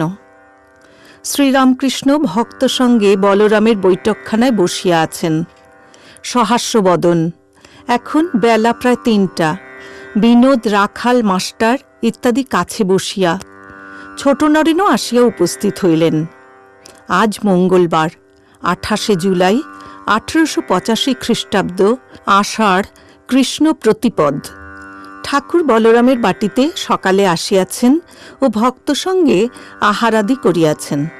বলরামের বাড়িতে শ্রী শ্রী জগন্নাথ দেবের সেবা আছে, তাই ঠাকুর বলেন, বড় শুদ্ধ অন্ন। নারায়ণ প্রভৃতি ভক্তেরা বলিয়াছিলেন, নন্দবসুর বাটিতে অনেক ঈশ্বরীয় ছবি আছে। আজ তাই ঠাকুর তাদের বাটি গিয়া অপরাহ্নে ছবি দেখিবেন। একটি ভক্ত ব্রাহ্মণীর বাটি নন্দবসুর বাটির নিকটে, সেখানেও যাইবেন। ব্রাহ্মণী কন্যাশোকে সন্তপ্তা, প্রায় দক্ষিণেশ্বরে শ্রীরামকৃষ্ণকে দর্শন করিতে যান। তিনি অতিশয় ব্যাকুলা হইয়া ঠাকুরকে আমন্ত্রণ করিয়াছেন। তাহার বাটিতে যাইতে হইবে ও আরেকটি স্ত্রী ভক্ত গনুর মার বাটিতেও যাইতে হইবে। ঠাকুর বলরামের বাটিতে আসিয়াই ছোকরা ভক্তদের ডাকিয়া পাঠান। ছোট নরেন মাঝে বলিয়াছিলেন, আমার কাজ আছে বলিয়া সর্বদা আসিতে পারি না, পরীক্ষার জন্য পড়া ইত্যাদি। ছোট নরেন আসিলে ঠাকুর তাহার সহিত কথা কহিতেছেন। শ্রীরামকৃষ্ণ ছোট নরেনকে, তোকে ডাকতে পাঠাই নাই। ছোট নরেন হাসিতে হাসিতে, তার কি হবে? শ্রীরামকৃষ্ণ, তা বাপু, তোমার অনিষ্ট হবে, অবসর হলে আসবে। ঠাকুর যেন অভিমান করিয়া এই কথাগুলি বলিলেন। পালকি আসিয়াছে। ঠাকুর শ্রীযুক্ত নন্দবসুর বাটিতে যাইবেন। ঈশ্বরের নাম করিতে করিতে ঠাকুর পালকিতে উঠিতেছেন। পায়ে কালো বার্নিশ করা চটি জুতা, পরনে লাল ফিতাপাট ধুতি, উত্তরীয় নাই। জুতা জোড়াটি পালকির একপাশে মণি রাখলেন। পালকির সঙ্গে সঙ্গে মাস্টার যাইতেছেন। ক্রমে পরেশ আসিয়া জুটিলেন। নন্দবসুর গেটের ভিতর পালকি প্রবেশ করিল। ক্রমে বাটির সম্মুখে প্রশস্ত ভূমি পার হইয়া পালকি বাটিতে আসিয়া উপস্থিত হইল। গৃহস্বামীর আত্মীয়গণ আসিয়া ঠাকুরকে প্রণাম করিলেন। ঠাকুর মাস্টারকে চটি জুতা জোড়াটি দিতে বলিলেন। পালকি হইতে অবতরণ করিয়া উপরের হলঘরে উপস্থিত হইলেন। অতি দীর্ঘ ও প্রশস্ত হলঘর, দেবদেবীর ছবি ঘরের চতুর্দিকে। গৃহস্বামী ও তাহার ভ্রাতা পশুপতি ঠাকুরকে সম্ভাষণ করিলেন। ক্রমে পালকির পশ্চাৎ পশ্চাৎ আসিয়া ভক্তেরা এই হলঘরে জুটিলেন। গিরিশের ভাই অতুল আসিয়াছেন। প্রসন্নের পিতা শ্রীযুক্ত নন্দবসুর বাটিতে সদা সর্বদা যাতায়াত করেন, তিনিও উপস্থিত আছেন। অষ্টাদশ খণ্ড, দ্বিতীয় পরিচ্ছেদ। শ্রীযুক্ত নন্দবসুর বাটিতে শুভাগমন। ঠাকুর শ্রীরামকৃষ্ণ এইবার ছবি দেখিতে গাত্রোত্থান করিলেন, সঙ্গে মাস্টার ও আরও কয়েকজন ভক্ত। গৃহস্বামীর ভ্রাতা শ্রীযুক্ত পশুপতিও সঙ্গে সঙ্গে থাকিয়া ছবিগুলি দেখাইতেছেন। ঠাকুর প্রথমেই চতুর্ভুজ বিষ্ণুমূর্তি দর্শন করিতেছেন। দেখিয়াই ভাবে বিভোর হইলেন। দাঁড়াইয়াছিলেন, বসিয়া পড়িলেন। কিয়ৎকাল ভাবে আবিষ্ট হইয়া রহিলেন। দ্বিতীয় ছবি, শ্রীরামচন্দ্রের ভক্তবৎসল মূর্তি। শ্রীরাম হনুমানের মাথায় হাত দিয়া আশীর্বাদ করিতেছেন। হনুমানের দৃষ্টি রামের পাদপদ্মে। ঠাকুর শ্রীরামকৃষ্ণ অনেকক্ষণ ধরিয়া এই ছবি দেখিতেছেন। ভাবে বলিতেছেন, আহা আহা। তৃতীয় ছবি, বংশীবদন শ্রীকৃষ্ণ কদমতলায় দাঁড়াইয়া আছেন। চতুর্থ, বামনাবতার, ছাতি মাথায় বলির যজ্ঞে যাইতেছেন। শ্রীরামকৃষ্ণ বলিতেছেন, বামন, এবং এক দৃষ্টে দেখিতেছেন। এইবার নৃসিংহ মূর্তি দর্শন করিয়া ঠাকুর গোষ্ঠের ছবি দর্শন করিতেছেন। শ্রীকৃষ্ণ রাখালদের সহিত বৎসগণ চড়াইতেছেন। শ্রী বৃন্দাবন ও যমুনা পুলিন। মণি বলিয়া উঠিলেন, চমৎকার ছবি। সপ্তম ছবি দেখিয়া ঠাকুর বলিতেছেন, ধূমাবতী। অষ্টম, ষোড়শী। নবম, ভুবনেশ্বরী। দশম, তারা। একাদশ, কালী। এই সকল মূর্তি দেখিয়া ঠাকুর বলিতেছেন, এসব উগ্র মূর্তি, এসব মূর্তি বাড়িতে রাখতে নাই। এ মূর্তি বাড়িতে রাখলে পূজা দিতে হয়। তবে আপনাদের অদৃষ্টের জোর আছে, আপনারা রেখেছেন। শ্রী শ্রী অন্নপূর্ণা দর্শন করিয়া ঠাকুর ভাবে বলিতেছেন, বাহ বাহ। তারপর রাই রাজা নিকুঞ্জবনে সখী পরিবৃতা সিংহাসনে বসিয়া আছেন। শ্রীকৃষ্ণ কুঞ্জের দ্বারে কোটাল সাজিয়া বসিয়া আছেন। তারপর দোলের ছবি। ঠাকুর অনেকক্ষণ ধরিয়া এর পরের মূর্তি দেখিতেছেন। গ্লাস কেসের ভিতর বীণাপানির মূর্তি। দেবী বিনা হস্তে মাতোয়ারা হইয়া রাগরাগিনী আলাপ করিতেছেন। ছবি দেখা সমাপ্ত হইল। ঠাকুর আবার গৃহস্বামীর কাছে আসিয়া উপস্থিত হইলেন। দাঁড়াইয়া দাঁড়াইয়া গৃহস্বামীকে বলিতেছেন, আজ খুব আনন্দ হল। বাহ, আপনি তো খুব হিন্দু। ইংরাজি ছবি না রেখে যে এই ছবি রেখেছেন, খুব আশ্চর্য। শ্রীযুক্ত নন্দবসু বসিয়া আছেন। তিনি ঠাকুরকে আহ্বান করিয়া বলিতেছেন, বসুন, দাঁড়িয়ে রইলেন কেন? শ্রীরামকৃষ্ণ বসিয়া, এ পটগুলো খুব বড় বড়। তুমি বেশ হিন্দু। নন্দবসু, ইংরাজি ছবিও আছে। শ্রীরামকৃষ্ণ সহাস্যে, সেসব অমন নয়। ইংরাজির দিকে তোমার তেমন নজর নাই। ঘরের দেওয়ালের উপর শ্রীযুক্ত কেশব সেনের নববিধানের ছবি টাঙানো ছিল। শ্রীযুক্ত সুরেশ মিত্র ওই ছবি করাইয়াছিলেন। তিনি ঠাকুরের একজন প্রিয় ভক্ত। ওই ছবিতে পরমহংসদেব কেশবকে দেখাইয়া দিতেছেন, ভিন্ন পথ দিয়া সব ধর্মাবলম্বীরা ঈশ্বরের দিকে যাইতেছেন। গন্তব্যস্থান এক, শুধু পথ আলাদা। শ্রীরামকৃষ্ণ, ও যে সুরেন্দ্রের পট। প্রসন্নের পিতা সহাস্যে, আপনিও ওর ভিতর আছেন। শ্রীরামকৃষ্ণ সহাস্যে, ওই একরকম, ওর ভিতর সবই আছে। ইদানিং ভাব। এই কথা বলিতে বলিতে হঠাৎ ঠাকুর ভাবে বিভোর হইতেছেন। ঠাকুর জগন্মাতার সঙ্গে কথা কহিতেছেন। কিয়ৎক্ষণ পরে মাতালের ন্যায় বলিতেছেন, আমি বেহুশ হই নাই। বাড়ির দিকে দৃষ্টি করিয়া বলিতেছেন, বড় বাড়ি, এতে কি আছে? ইট, কাঠ, মাটি। কিয়ৎক্ষণ পরে বলিতেছেন, ঈশ্বরীয় মূর্তি সকল দেখে বড় আনন্দ হল। আবার বলিতেছেন, উগ্র মূর্তি, কালী, তারা রাখা ভালো নয়, রাখলে পূজা দিতে হয়। পশুপতি সহাস্যে, তা তিনি যতদিন চালাবেন ততদিন চলবে। শ্রীরামকৃষ্ণ, তা বটে, কিন্তু ঈশ্বরেতে মন রাখা ভালো, তাঁকে ভুলে থাকা ভালো নয়। নন্দবসু, তাতে মতি কই হয়? শ্রীরামকৃষ্ণ, তাঁর কৃপা হলে হয়। নন্দবসু, তাঁর কৃপা কই হয়? তাঁর কি কৃপা করবার শক্তি আছে? শ্রীরামকৃষ্ণ সহাস্যে, বুঝেছি, তোমার পণ্ডিতদের মত, যে যেমন কর্ম করবে সেরূপ ফল পাবে। ওগুলো ছেড়ে দাও। ঈশ্বরের শরণাগত হলে কর্ম ক্ষয় হয়। আমি মার কাছে ফুল হাতে করে বলেছিলাম, মা, এই লও তোমার পাপ, এই লও তোমার পুণ্য। আমি কিছুই চাই না, তুমি আমায় শুদ্ধা ভক্তি দাও। এই লও তোমার ভালো, এই লও তোমার মন্দ।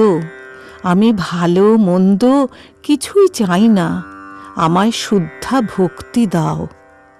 এই লও তোমার ধর্ম, এই লও তোমার অধর্ম। আমি ধর্মাধর্ম কিছুই চাই না, আমায় শুদ্ধা ভক্তি দাও। এই লও তোমার জ্ঞান, এই লও তোমার অজ্ঞান। আমি জ্ঞান অজ্ঞান কিছুই চাই না, আমায় শুদ্ধা ভক্তি দাও। এই লও তোমার সূচি, এই লও তোমার অসুচি। আমায় শুদ্ধা ভক্তি দাও। নন্দবসু, আইন তিনি ছাড়াতে পারেন? শ্রীরামকৃষ্ণ, সে কি, তিনি ঈশ্বর, তিনি সব পারেন। যিনি আইন করেছেন তিনি আইন বদলাতে পারেন। তবে ও কথা বলতে পারো তুমি।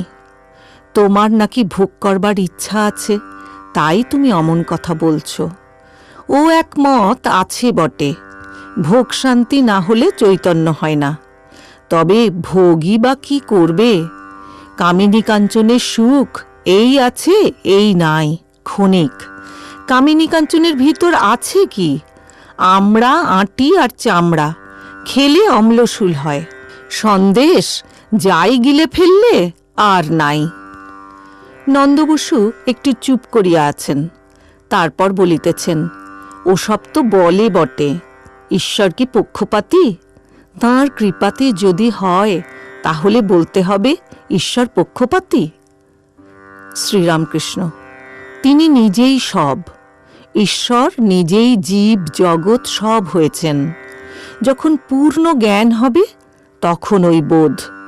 তিনি মন, বুদ্ধি, দেহ, চতুর্বিংশতি তত্ত্ব সব হয়েছেন। তিনি আর পক্ষপাত কার ওপর করবেন? নন্দ বসু: তিনি নানা রূপ কেন হয়েছেন? কোনোখানে জ্ঞান, কোনোখানে অজ্ঞান। শ্রীরামকৃষ্ণ: তাঁর খুশি। অতুল: কেদারবাবু বেশ বলেছেন। একজন জিজ্ঞাসা করেছিল ঈশ্বর সৃষ্টি কেন করলেন। তাতে বলেছিলেন যে মিটিংয়ে তিনি সৃষ্টির মতলব করেছিলেন সেই মিটিংয়ে আমি ছিলাম না। সকলের হাস্য। শ্রীরামকৃষ্ণ: তাঁর খুশি। এই বলিয়া ঠাকুর গান গাইতেছেন।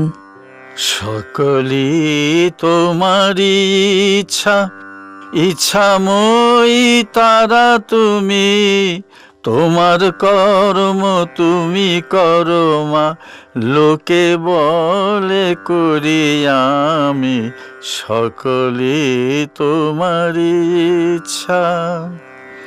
পঙ্কে বদ্ধ করো করি, পঙ্গুরে লঙ্ঘাও গিরি, কারে দাও মা ব্রহ্মপদ, কারে করো অধোগামী, সকলে তোমারি ইচ্ছা। আমি যন্ত্র তুমি যন্ত্রী, আমি ঘর তুমি ঘরণী, আমি রথ তুমি রথী, যেমন চালাও তেমনি চলি, সকলে তোমারি ইচ্ছা। তিনি আনন্দময়ী। এই সৃষ্টি স্থিতি প্রলয়ের লীলা করছেন। অসংখ্য জীব তার মধ্যে দু একটি মুক্ত হয়ে যাচ্ছে, তাতেও আনন্দ। ঘুড়ির লক্ষ্যের দুটো একটা কাটে, হেসে দাও মা হাত চাপড়ি। কেউ সংসারে বদ্ধ হচ্ছে, কেউ মুক্ত হচ্ছে। ভব সিন্ধু মাঝে মন উঠছে, ডুবছে কত তরি। নন্দ বসু: তার খুশি, আমরা যে মরি। শ্রীরামকৃষ্ণ: তোমরা কোথায়? তিনিই সব হয়েছেন। যতক্ষণ না তাঁকে জানতে পারছ ততক্ষণ আমি আমি করছ। সকলে তাঁকে জানতে পারবে, সকলেই উদ্ধার হবে। তবে কেহ সকাল সকাল খেতে পায়, কেহ দুপুরবেলা, কেউ বা সন্ধ্যার সময়, কিন্তু কেহ অভুক্ত থাকবে না। সকলেই আপনার স্বরূপকে জানতে পারবে। পশুপতি: আজ্ঞা হাঁ, তিনি সব হয়েছেন বোধ হয়। শ্রীরামকৃষ্ণ: আমি কি, এটা খোঁজো দেখি। আমি কি হাড়, না মাংস, না রক্ত, না নাড়ি ভুঁড়ি? আমি খুঁজতে খুঁজতে তুমি এসে পড়ে। অর্থাৎ অন্তরে সেই ঈশ্বরের শক্তি বই আর কিছুই নাই। আমি নাই, তিনি। তোমার অভিমান নাই। এত ঐশ্বর্য, আমি একেবারে ত্যাগ হয় না। তাই যদি যাবে না, তবে থাক শালা ঈশ্বরের দাস হয়ে। সকলের হাস্য। ঈশ্বরের ভক্ত, ঈশ্বরের ছেলে, ঈশ্বরের দাস, এ অভিমান ভালো। যে আমি কামিনী কাঞ্চনে আসক্ত হয়, সেই আমি কাঁচা আমি, সে আমি ত্যাগ করতে হয়। অহংকারের এইরূপ ব্যাখ্যা শুনিয়া গৃহস্বামী ও অন্যান্য সকলে সাতিশয় প্রীতিলাভ করিলেন। শ্রীরামকৃষ্ণ: জ্ঞানের দুটি লক্ষণ। প্রথম, অভিমান থাকবে না। দ্বিতীয়, শান্ত স্বভাব। তোমার দুই লক্ষণ আছে, অতএব তোমার উপর ঈশ্বরের অনুগ্রহ আছে। বেশি ঐশ্বর্য হলে ঈশ্বরকে ভুল হয়ে যায়। ঐশ্বর্যের স্বভাবই ওই। যদু মল্লিকের বেশি ঐশ্বর্য হয়েছে, সে আজকাল ঈশ্বরীয় কথা কয় না। আগে আগে বেশ ঈশ্বরের কথা কইত। কামিনী কাঞ্চন এক প্রকার মদ। অনেক মদ খেলে খুড়ো জ্যাঠা বোধ থাকে না। তাদেরই বলে ফেলে তোর গোষ্ঠীর। মাতালের গুরুলঘু বোধ থাকে না। নন্দ বসু: তা বটে। পশুপতি: মহাশয়, এগুলো কি সত্য? স্পিরিচুয়ালিজম, থিওসফি, সূর্যলোক, চন্দ্রলোক, নক্ষত্রলোক? শ্রীরামকৃষ্ণ: জানি না বাপু, অত হিসাব কেন? আম খাও, কত আম গাছ, কত লক্ষ ডাল, কত কোটি পাতা, এই হিসাব করা আমার দরকার কি? আমি বাগানে আম খেতে এসেছি, খেয়ে যাই। চৈতন্য যদি একবার হয়, যদি একবার ঈশ্বরকে কেউ জানতে পারে, তাহলে ওসব হাবজা গোবজা বিষয় জানতে ইচ্ছাও হয় না। বিকার থাকলে কত কি বলে, আমি 5 সের চালের ভাত খাবো রে, আমি 1 জেলা জল খাবো রে। বৈদ্য বলে, খাবি? আচ্ছা খাবি, এই বলে বৈদ্য তামাক খায়। বিকার সেরে যা বলবে তাই শুনতে হয়। পশুপতি: আমাদের বিকার চিরকাল বুঝি থাকবে? শ্রীরামকৃষ্ণ: কেন? ঈশ্বরেতে মন রাখো, চৈতন্য হবে। পশুপতি সহাস্যে: আমাদের ঈশ্বরের যোগ ক্ষণিক, তামাক খেতে যতক্ষণ লাগে। সকলের হাস্য। শ্রীরামকৃষ্ণ: তা হোক, ক্ষণকাল তাঁর সঙ্গে যোগ হইলেই মুক্তি। অহল্যা বললে, রাম, শুকরজনিতেই জন্ম হোক আর যেখানেই হোক, যেন তোমার পাদপদ্মে মন থাকে, যেন তোমার পাদপদ্মে শুদ্ধা ভক্তি হয়। নারদ বললে, রাম, তোমার কাছে আর কোনো বর চাই না, আমাকে শুদ্ধা ভক্তি দাও, আর যেন তোমার ভুবনমোহিনী মায়ায় মুগ্ধ না হই, এই আশীর্বাদ করো। আন্তরিক তাঁর কাছে প্রার্থনা করলে তাঁতে মন হয়, ঈশ্বরের পাদপদ্মে শুদ্ধা ভক্তি হয়। আমাদের কি বিকার যাবে? আমাদের আর কি হবে? আমরা পাপী, এসব বুদ্ধি ত্যাগ করো। নন্দবসুর প্রতি: আর এই চাই, একবার রাম বলেছি, আমার আবার পাপ? নন্দবসু: পরলোক কি আছে? পাপের শাস্তি? শ্রীরামকৃষ্ণ: তুমি আম খাও না, তোমার ওসব হিসাবে দরকার কি? পরলোক আছে কিনা, তাতে কি হয়, এইসব খবর? আম খাও, আম প্রয়োজন, তাতে ভক্তি।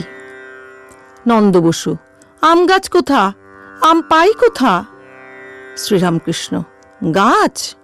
তিনি অনাদি অনন্ত ব্রহ্ম, তিনি আছেনই, তিনি নিত্য।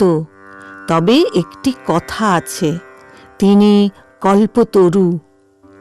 কালি কল্পতরু মূলেরে মন, চারি ফল কুড়ায়ে পাবি। কল্পতরুর কাছে গিয়ে প্রার্থনা করতে হয়, তবে ফল পাওয়া যায়। তবে ফল তরুর মূলে পড়ে, তখন কুড়িয়ে লওয়া যায়। চারি ফল: ধর্ম, অর্থ, কাম, মোক্ষ। জ্ঞানীরা মুক্তি, মোক্ষফল চায়, ভক্তেরা ভক্তি চায়, অহেতুকী ভক্তি। তারা ধর্ম, অর্থ, কাম চায় না। পরলোকের কথা বলছো? গীতার মত, মৃত্যুকালে যা ভাববে তাই হবে।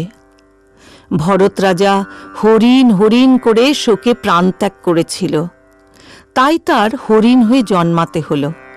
তাই জপ, ধ্যান, পূজা এসব রাত দিন অভ্যাস করতে হয়, তাহলে মৃত্যুকালে ঈশ্বর চিন্তা আসে অভ্যাসের গুণে। এরূপে মৃত্যু হলে ঈশ্বরের স্বরূপ পায়। কেশব সেনও পরলোকের কথা জিজ্ঞাসা করেছিল। আমি কেশবকেও বললুম, এসব হিসাবে তোমার কি দরকার? তারপর আবার বললুম, যতক্ষণ না ঈশ্বর লাভ হয় ততক্ষণ পুনঃ পুনঃ সংসারে যাতায়াত করতে হবে। কুমোরেরা হাঁড়ি সরা রৌদ্রে শুকুতে দেয়, ছাগল গরুতে মাড়িয়ে যদি ভেঙে দেয়, তাহলে তৈরি লাল হাঁড়িগুলো ফেলে দেয়। কাঁচাগুলো কিন্তু আবার নিয়ে কাদামাটির সঙ্গে মিশিয়ে ফেলে ও আবার চাকে দেয়। অষ্টাদশ খণ্ড, তৃতীয় পরিচ্ছেদ। শ্রীরামকৃষ্ণ ও গৃহস্থের মঙ্গল কামনা, রজগুণের চিহ্ন। এ পর্যন্ত গৃহস্বামী ঠাকুরের মিষ্টমুখ করাইবার কোনো চেষ্টা করেন নাই। ঠাকুর শতপ্রবৃত্ত হইয়া গৃহস্বামীকে বলিতেছেন, কিছু খেতে হয়। যদুর মাকে তাই সেদিন বললুম, ওগো কিছু খেতে দাও, তা না হলে পাছে গৃহস্থের অমঙ্গল হয়। গৃহস্বামী কিছু মিষ্টান্ন আনাইয়া দিলেন। ঠাকুর খাইতেছেন। নন্দবসু ও অন্যান্য সকলে ঠাকুরের দিকে একদৃষ্টে চাহিয়া আছেন, দেখিতেছেন তিনি কি কি করেন। ঠাকুর হাত ধুইবেন, চাদরের উপর রেকাবি করিয়া মিষ্টান্ন দেওয়া হইয়াছিল, সেখানে হাত ধোয়া হইবে না। হাত ধুইবার জন্য একজন ভৃত্য পিকদানি আনিয়া উপস্থিত করিল। পিকদানি রজগুণের চিহ্ন। ঠাকুর দেখিয়া বলিয়া উঠিলেন, নিয়ে যাও, নিয়ে যাও। গৃহস্বামী বলিতেছেন, হাত ধুন। ঠাকুর অন্যমনস্ক, বলিলেন, কি হাত ধুব? ঠাকুর দক্ষিণে বারান্দার দিকে উঠিয়া গেলেন। মণিকে আজ্ঞা করিলেন, আমার হাতে জল দাও। মণি ভৃঙ্গার হইতে জল ঢালিয়া দিলেন। ঠাকুর নিজের কাপড়ে হাত মুছিয়া আবার বসিবার স্থানে ফিরিয়া আসিলেন। ভদ্রলোকের জন্য রেকাবি করিয়া পান আনা হইয়াছিল। সেই রেকাবির পান ঠাকুরের কাছে লইয়া যাওয়া হইল। তিনি সে পান গ্রহণ করিলেন না। নন্দবসু শ্রীরামকৃষ্ণের প্রতি বলিলেন, একটা কথা বলবো? শ্রীরামকৃষ্ণ সহাস্যে বলিলেন, কি? নন্দবসু বলিলেন, পান খেলেন না কেন? সব ঠিক হলো, ওইটি অন্যায় হয়েছে। শ্রীরামকৃষ্ণ, ইষ্টকে দিয়ে খাই, ওই একটা ভাব আছে। নন্দবসু, ও তো ইষ্টতেই পড়ত। শ্রীরামকৃষ্ণ, জ্ঞানপথ একটা আছে আর ভক্তিপথ একটা আছে। জ্ঞানীর মতে সব জিনিসই ব্রহ্মজ্ঞান করে লওয়া যায়, ভক্তিপথে একটু ভেদবুদ্ধি হয়। নন্দ, ওটা দোষ হয়েছে। শ্রীরামকৃষ্ণ সহাস্যে বলিলেন, ও আমার একটা ভাব আছে, তুমি যা বলছো ও ঠিক বটে, ও আছে। ঠাকুর গৃহস্বামীকে মোসাহেব হইতে সাবধান করিতেছেন। শ্রীরামকৃষ্ণ বলিলেন, আর একটা সাবধান, মোসাহেবরা স্বার্থের জন্য বেড়ায়। প্রসন্নের পিতাকে বলিলেন, আপনার কি এখানে থাকা হয়? প্রসন্নের পিতা বলিলেন, আজ্ঞা না, এই পাড়াতেই থাকা হয়, তা আমাকে ইচ্ছা করুন। শ্রীরামকৃষ্ণ অতি বিনীতভাবে বলিলেন, না থাক, আপনি খান, আমার এখন ইচ্ছা নাই। নন্দবসুর বাড়িটি খুব বড়, তাই ঠাকুর বলিতেছেন, যদুর বাড়ি এত বড় নয়, তাই তাকে সেদিন বললাম। নন্দ বলিলেন, হাঁ, তিনি জোড়াসাঁকোতে নূতন বাড়ি করেছেন। ঠাকুর নন্দবসুকে উৎসাহ দিতেছেন। শ্রীরামকৃষ্ণ নন্দবসুর প্রতি বলিলেন, তুমি সংসারে থেকে ঈশ্বরের প্রতি মন রেখেছ, এ কি কম কথা? যে সংসার ত্যাগী সে তো ঈশ্বরকে ডাকবেই, তাতে আর বাহাদুরি কি? সংসারে থেকে যে ডাকে সেই ধন্য। সে ব্যক্তি বিষ মন পাথর সরিয়ে তবে দেখে। একটা ভাব আশ্রয় করে তাকে ডাকতে হয়। হনুমানের জ্ঞান ভক্তি, নারদের শুদ্ধা ভক্তি। রাম জিজ্ঞাসা করলেন, হনুমান, তুমি আমাকে কিভাবে অর্চনা করো? হনুমান বললেন, কখনো দেখি তুমি পূর্ণ, আমি অংশ, কখনো দেখি তুমি প্রভু, আমি দাস। আর রাম যখন তত্ত্বজ্ঞান হয় তখন দেখি তুমি আমি, আমি তুমি। রাম নারদকে বললেন, তুমি বর লও।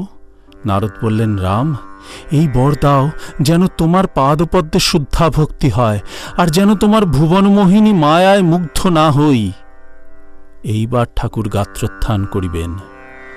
শ্রীরামকৃষ্ণ নন্দবসুর প্রতি বলিলেন, গীতার মত, অনেকে যাকে গণে মানে তাতে ঈশ্বরের বিশেষ শক্তি আছে, তোমাতে ঈশ্বরের শক্তি আছে।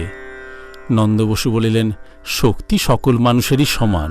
শ্রীরামকৃষ্ণ বিরক্ত হইয়া বলিলেন, ওই এক তোমাদের কথা, সকল লোকের শক্তি কি সমান হতে পারে? বিভুরূপে তিনি সর্বভূতে এক হয়ে আছেন বটে, কিন্তু শক্তি বিশেষ। বিদ্যাসাগরও ওই কথা বলেছিল। তিনি কি কারুকে বেশি শক্তি, কারুকে কম শক্তি দিয়েছেন? তখন আমি বললাম, যদি শক্তি ভিন্ন না হয় তাহলে তোমাকে আমরা কেন দেখতে এসেছি? তোমার মাথায় কি দুটো শিং বেরিয়েছে? ঠাকুর গাত্রোত্থান করিলেন। ভক্তেরাও সঙ্গে সঙ্গে উঠিলেন। পশুপতি সঙ্গে সঙ্গে প্রত্যুৎগমন করিয়া দ্বার দেশে পৌঁছাইয়া দিলেন।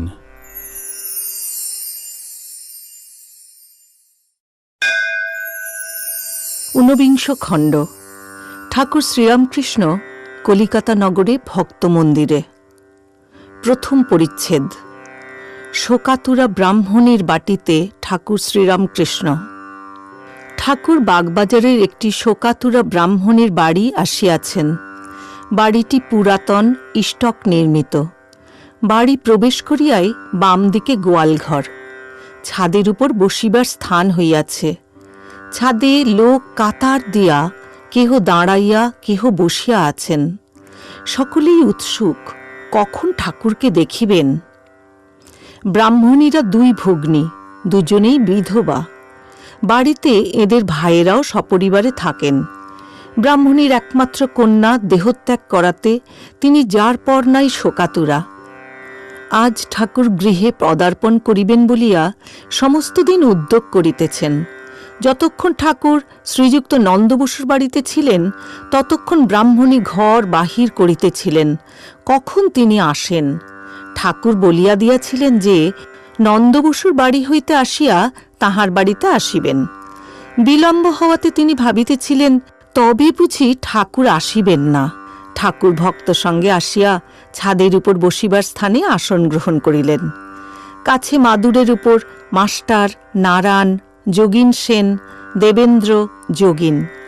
কিয়ৎক্ষণ পরে ছোট নরেন প্রভৃতি অনেক ভক্তেরা আসিয়া জুটিলেন। ব্রাহ্মণীর ভগ্নী ছাদের উপর আসিয়া ঠাকুরকে প্রণাম করিয়া বলিতেছেন, দিদি এই গেলেন নন্দবসীর বাড়ি খবর নিতে, কেন এত দেরি হচ্ছে? এতক্ষণে ফিরবেন। নিচে একটি শব্দ হওয়াতে তিনি আবার বলিতেছেন, ওই দিদি আসিতেছেন। এই বলিয়া তিনি দেখিতে লাগিলেন, কিন্তু তিনি এখনো আসিয়া পৌঁছেন নাই। ঠাকুর সহাস্যবদন ভক্ত পরিবৃত হইয়া বসিয়া আছেন। মাস্টার দেবেন্দ্রের প্রতি, কি চমৎকার দৃশ্য!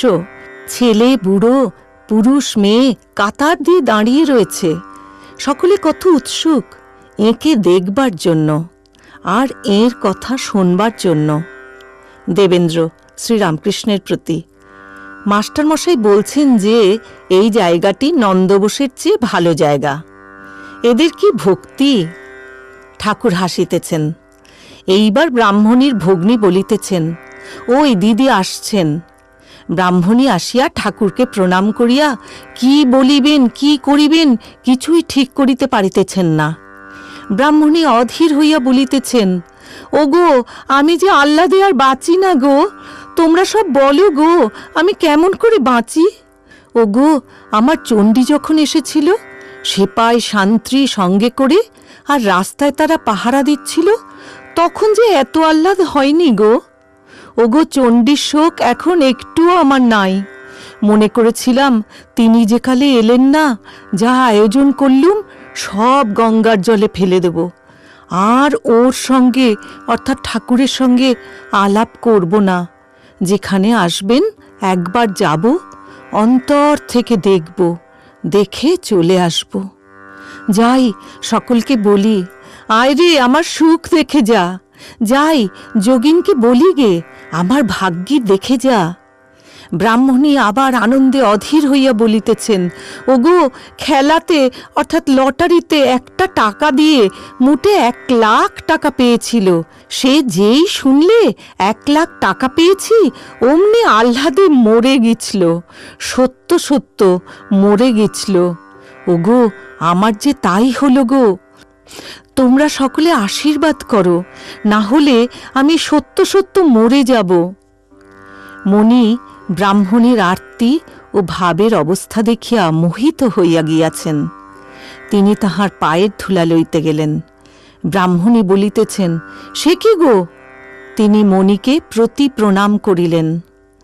ব্রাহ্মণী ভক্তেরা আসিয়াছেন দেখিয়া আনন্দিত হইয়াছেন আর বলিতেছেন, তোমরা সব এসেছ? ছোট নরেনকে এনেছি। বলি তা না হলে হাসবে কে? ব্রাহ্মণী এইরূপ কথাবার্তা কহিতেছেন। উহার ভগ্নী আসিয়া ব্যস্ত হইয়া বলিতেছেন, দিদি এসো না, তুমি এখানে দাঁড়ায় থাকলে কি হয়? নিচে এসো, আমরা কি একলা পারি? ব্রাহ্মণী আনন্দে বিভোর। ঠাকুর ও ভক্তদের দেখিতেছেন, তাঁদের ছেড়ে যেতে আর পারেন না। এইরূপ কথাবার্তার পর ব্রাহ্মণী অতিশয় ভক্তি সহকারে ঠাকুরকে অন্য ঘরে লইয়া গিয়া মিষ্টান্নাদি নিবেদন করিলেন। ভক্তেরাও ছাদে বসিয়া সকলে মিষ্ট মুখ করিলেন। রাত প্রায় 8টা হইল। ঠাকুর বিদায় গ্রহণ করিতেছেন। নিচের তলায় ঘরের কোলে বারান্দা, বারান্দা দিয়ে পশ্চিমাস্য হইয়া উঠানে আসিতে হয়। তাহার পর গোয়াল ঘর ডান দিকে রাখিয়া সদর দরজায় আসিতে হয়।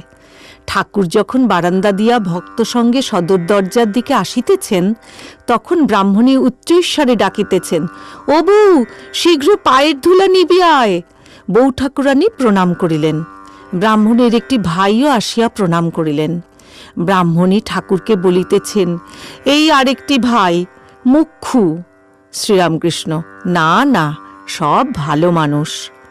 একজন সঙ্গে সঙ্গে প্রদীপ ধরিয়া আসিতেছেন। আসিতে আসিতে এক জায়গায় তেমন আলো হইল না। ছোট নরেন উচ্চৈঃস্বরে বলিতেছেন, পিদ্দিম ধরো, পিদ্দিম ধরো, মনে করো না যে পিদ্দিম ধরা ফুরিয়ে গেল। সকলের হাস্য। এইবার গোয়াল ঘর। ব্রাহ্মণী ঠাকুরকে বলিতেছেন, এই আমার গোয়াল ঘর। গোয়াল ঘরের সামনে একবার দাঁড়াইলেন। চতুর্দিকে ভক্তগণ। মণি ভূমিষ্ঠ হইয়া ঠাকুরকে প্রণাম করিতেছেন ও পায়ের ধুলা লইতেছেন। এইবার ঠাকুর গনুর মার বাড়ি যাইবেন। ঊনবিংশ খণ্ড, দ্বিতীয় পরিচ্ছেদ। গনুর মার বাড়িতে শ্রীরামকৃষ্ণ। গনুর মার বাড়িতে বৈঠকখানায় ঠাকুর শ্রীরামকৃষ্ণ বসিয়া আছেন। ঘরটি একতলায়, ঠিক রাস্তার উপর। ঘরের ভিতর ঐকতান বাদ্যের আখড়া আছে। ছোকরারা বাদ্যযন্ত্র লইয়া ঠাকুরের প্রীতার্থে মাঝে মাঝে বাজাইতেছিল। রাত 8:30। আজ আষাঢ় মাসের কৃষ্ণ প্রতিপদ। চাঁদের আলোতে আকাশ, গৃহ, রাজপথ সব যেন প্লাবিত হইয়া আছে। ঠাকুরের সঙ্গে সঙ্গে ভক্তেরা আসিয়া ওই ঘরে বসিয়াছেন। ব্রাহ্মণীও সঙ্গে সঙ্গে আসিয়াছেন। তিনি একবার বাড়ির ভিতর যাইতেছেন, একবার বাহিরে আসিয়া বৈঠকখানার দরজার কাছে আসিয়া দাঁড়াইতেছেন। পাড়ার কতগুলি ছোকরা বৈঠকখানার জানলার উপর উঠিয়া ঠাকুরকে দেখিতেছে।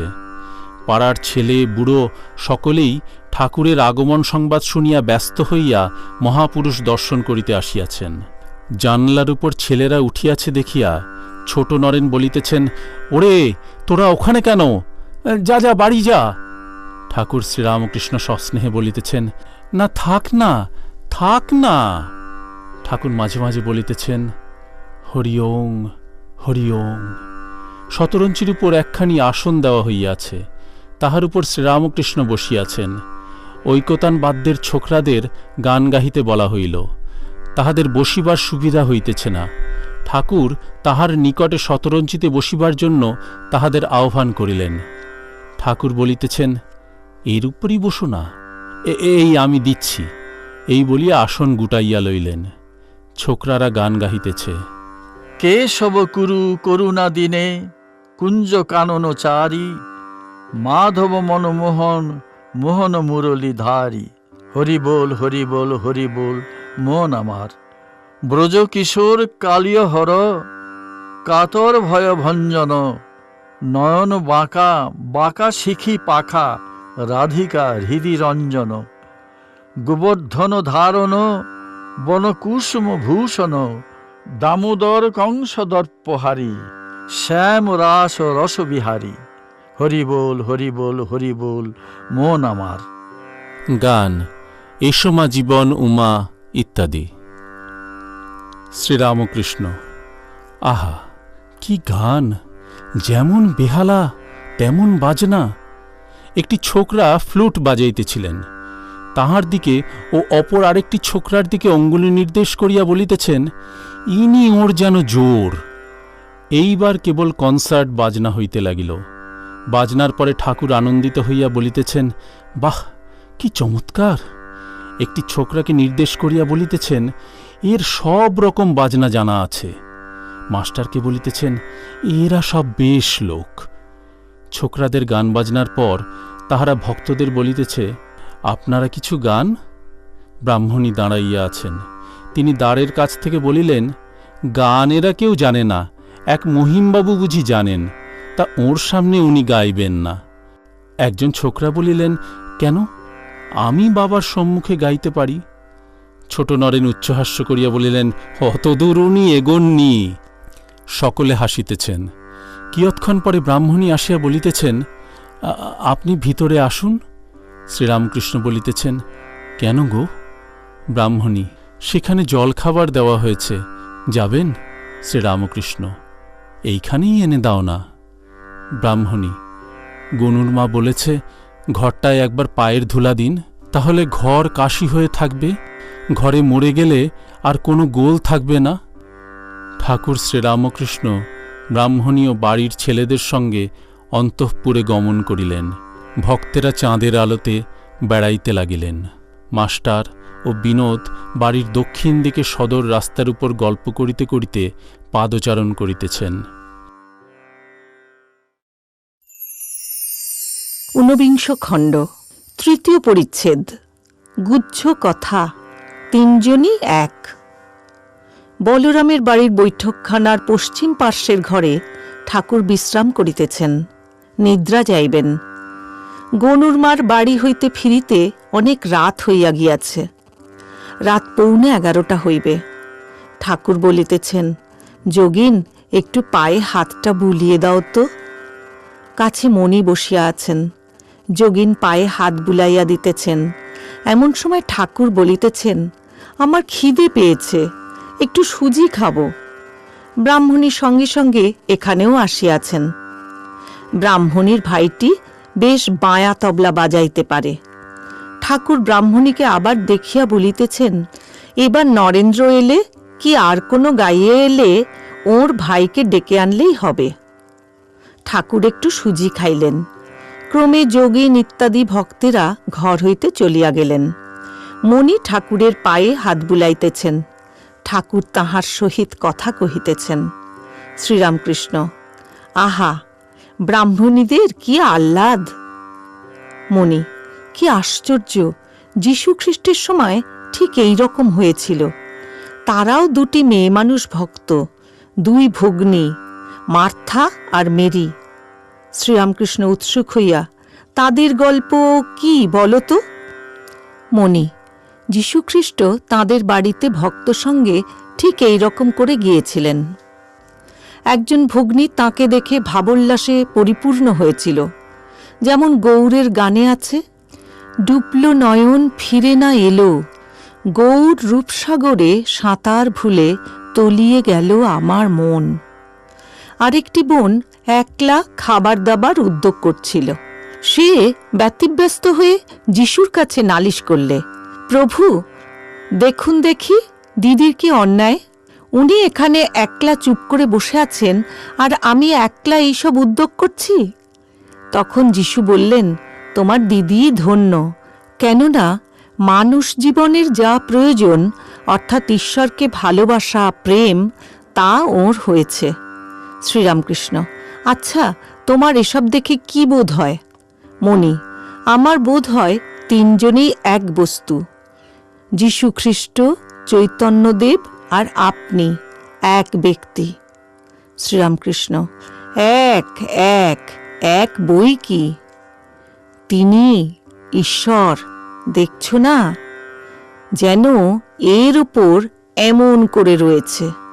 এই বলিয়া ঠাকুর নিজের শরীরের উপর অঙ্গুলি নির্দেশ করিলেন, যেন বলছেন ঈশ্বর তাঁরই শরীর ধারণ করে অবতীর্ণ হয়েই রয়েছেন।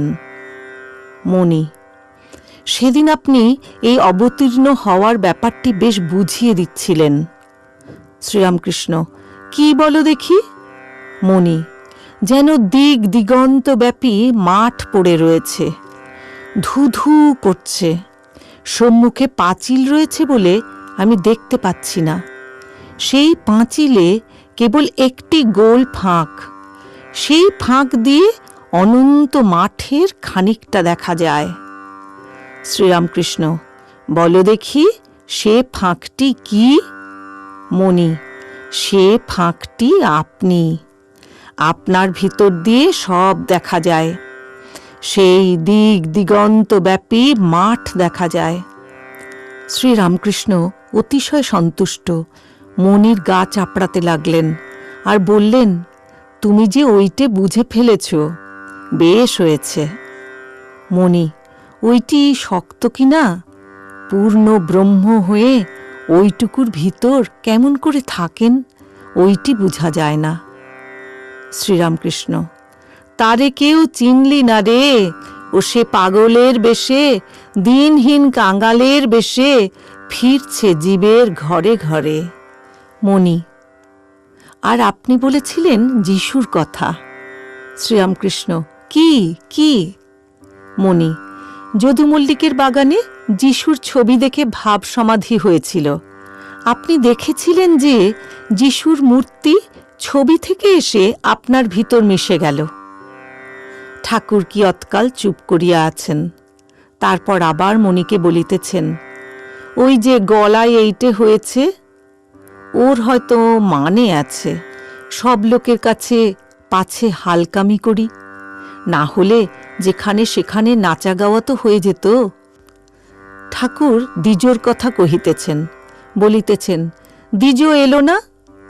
মণি, বলেছিলাম আসতে, আজ আসবার কথা ছিল, কিন্তু কেন এলো না বলতে পারি না।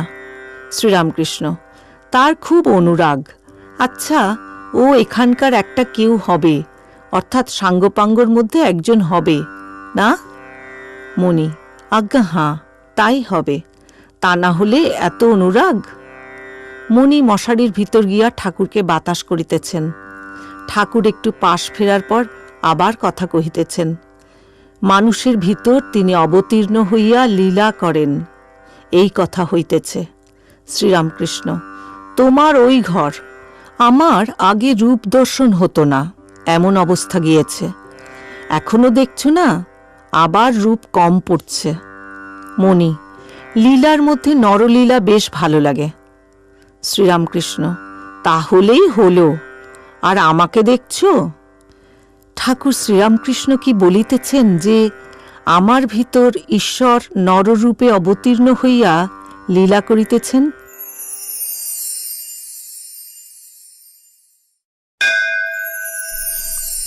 বিংশ খণ্ড। শ্রী শ্রী বিজয়া দশমী দিবসে ভক্ত সঙ্গে। প্রথম পরিচ্ছেদ। ঠাকুর শ্রীরামকৃষ্ণ শ্যামপুকুরের বাটিতে ভক্ত সঙ্গে। শ্রী শ্রী বিজয়া দশমী 18ই অক্টোবর 1885 খ্রিস্টাব্দ। ঠাকুর শ্রীরামকৃষ্ণ শ্যামপুকুরের বাটিতে আছেন। শরীর অসুস্থ, কলিকাতায় চিকিৎসা করিতে আসিয়াছেন। ভক্তেরা সর্বদাই থাকেন, ঠাকুরের সেবা করেন। ভক্তদের মধ্যে এখন কেহ সংসার ত্যাগ করেন নাই, তাহারা নিজেদের বাটি হইতে যাতায়াত করেন। শীতকাল, সকাল বেলা 8টা। ঠাকুর অসুস্থ, বিছানায় বসিয়া আছেন, কিন্তু পঞ্চমবর্ষীয় বালকের মতো মা বই কিছু জানেন না। সুরেন্দ্র আসিয়া বসিলেন। নবগোপাল, মাস্টার ও আরও কেহ কেহ উপস্থিত আছেন। সুরেন্দ্রের বাটিতে দুর্গাপূজা হইয়াছিল, ঠাকুর যাইতে পারেন নাই, ভক্তদের প্রতিমা দর্শন করিতে পাঠাইয়াছিলেন। আজ বিজয়া, তাই সুরেন্দ্রের মন খারাপ হইয়াছে। সুরেন্দ্র, বাড়ি থেকে পালিয়ে এলাম। শ্রীরামকৃষ্ণ মাস্টারকে বলিলেন, তাহলেই বা মা হৃদয়ে থাকুন। সুরেন্দ্র মা মা করিয়া পরমেশ্বরীর উদ্দেশ্যে কত কথা কহিতে লাগিলেন। ঠাকুর সুরেন্দ্রকে দেখিতে দেখিতে অশ্রু বিসর্জন করিতেছেন। মাস্টারের দিকে তাকাইয়া গদগদ স্বরে বলিতেছেন, কি ভক্তি! আহা, এর যা ভক্তি আছে! শ্রীরামকৃষ্ণ, কাল 7টা 7:30টার সময় ভাবে দেখলাম তোমাদের দালান, ঠাকুর প্রতিমা রহিয়াছেন। দেখলাম সব জ্যোতির্ময় এখানে ওখানে এক হয়ে আছে, যেন একটা আলোর স্রোত দু জায়গার মাঝে বইছে। এ বাড়ি আর তোমাদের সেই বাড়ি। সুরেন্দ্র, আমি তখন ঠাকুর দালানে মা মা বলে ডাকছি, দাদারা ত্যাগ করে ওপরে চলে গেছে। মনে উঠল, মা বললেন, আমি আবার আসব। বেলা 11টা বাজিবে। ঠাকুর পথ্য পাইলেন। মণি হাতে আঁচাবার জল দিতেছেন। শ্রীরামকৃষ্ণ মণির প্রতি বলিলেন, ছোলার ডাল খেয়ে রাখালের অসুখ হয়েছে, সাত্ত্বিক আহার করা ভালো। তুমি গীতা দেখো নাই? তুমি গীতা পড়ো না? মণি: আজ্ঞা হাঁ, যুক্তাহারের কথা আছে। সাত্ত্বিক আহার, রাজসিক আহার, তামসিক আহার, আবার সাত্ত্বিক দয়া, রাজসিক দয়া, তামসিক দয়া, সাত্ত্বিক অহং ইত্যাদি সব আছে। শ্রীরামকৃষ্ণ: গীতা তোমার আছে? মণি: আজ্ঞা আছে। শ্রীরামকৃষ্ণ: ওতে সর্বশাস্ত্রের সার আছে। মণি: আজ্ঞা, ঈশ্বরকে নানা রকমে দেখার কথা আছে। আপনি যেমন বলেন, নানা পথ দিয়ে তার কাছে যাওয়া, জ্ঞান, ভক্তি, কর্ম, ধ্যান। শ্রীরামকৃষ্ণ: কর্মযোগ মানে কি জানো? সকল কর্মের ফল ভগবানে সমর্পণ করা। মণি: আজ্ঞা দেখেছি, ওতে আছে। কর্ম আবার 3 রকমে করা যেতে পারে আছে। শ্রীরামকৃষ্ণ: কি কি রকম? মণি: প্রথম জ্ঞানের জন্য, দ্বিতীয় লোকশিক্ষার জন্য, তৃতীয় স্বভাবে। ঠাকুর আচমনান্তে পান খাইতেছেন। মণিকে মুখ হইতে পান প্রসাদ দিলেন।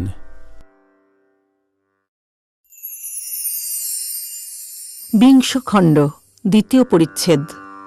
শ্রীরামকৃষ্ণ, স্যার হামফ্রি ডেভি ও অবতারবাদ। ঠাকুর মাস্টারের সহিত ডাক্তার সরকারের কথা কহিতেছেন। পূর্বদিনে ঠাকুরের সংবাদ লইয়া মাস্টার ডাক্তারের কাছে গিয়াছিলেন। শ্রীরামকৃষ্ণ: তোমার সঙ্গে কি কি কথা হল? মাস্টার: ডাক্তারের ঘরে অনেক বই আছে। আমি একখানা বই সেখানে বসে বসে পড়ছিলাম। সেই সব পড়ে আবার ডাক্তারকে শোনাতে লাগলাম। স্যার হামফ্রি ডেভির বই, তাতে অবতারের প্রয়োজন একথা আছে। শ্রীরামকৃষ্ণ: বটে? তুমি কি কথা বলেছিলে? মাস্টার: একটি কথা আছে, ঈশ্বরের বাণী মানুষের ভিতর দিয়ে না এলে মানুষ বুঝতে পারে না। Divine truth must be made human truth to be appreciated by us. তাই অবতারাদির প্রয়োজন। শ্রীরামকৃষ্ণ: বাহ, এসব তো বেশ কথা। মাস্টার: সাহেব উপমা দিয়েছে, যেমন সূর্যের দিকে চাওয়া যায় না, কিন্তু সূর্যের আলো যেখানে পড়ে সেদিকে চাওয়া যায়। শ্রীরামকৃষ্ণ: বেশ কথা। আর কিছু আছে? মাস্টার: আর এক জায়গায় ছিল, যথার্থ জ্ঞান হচ্ছে বিশ্বাস।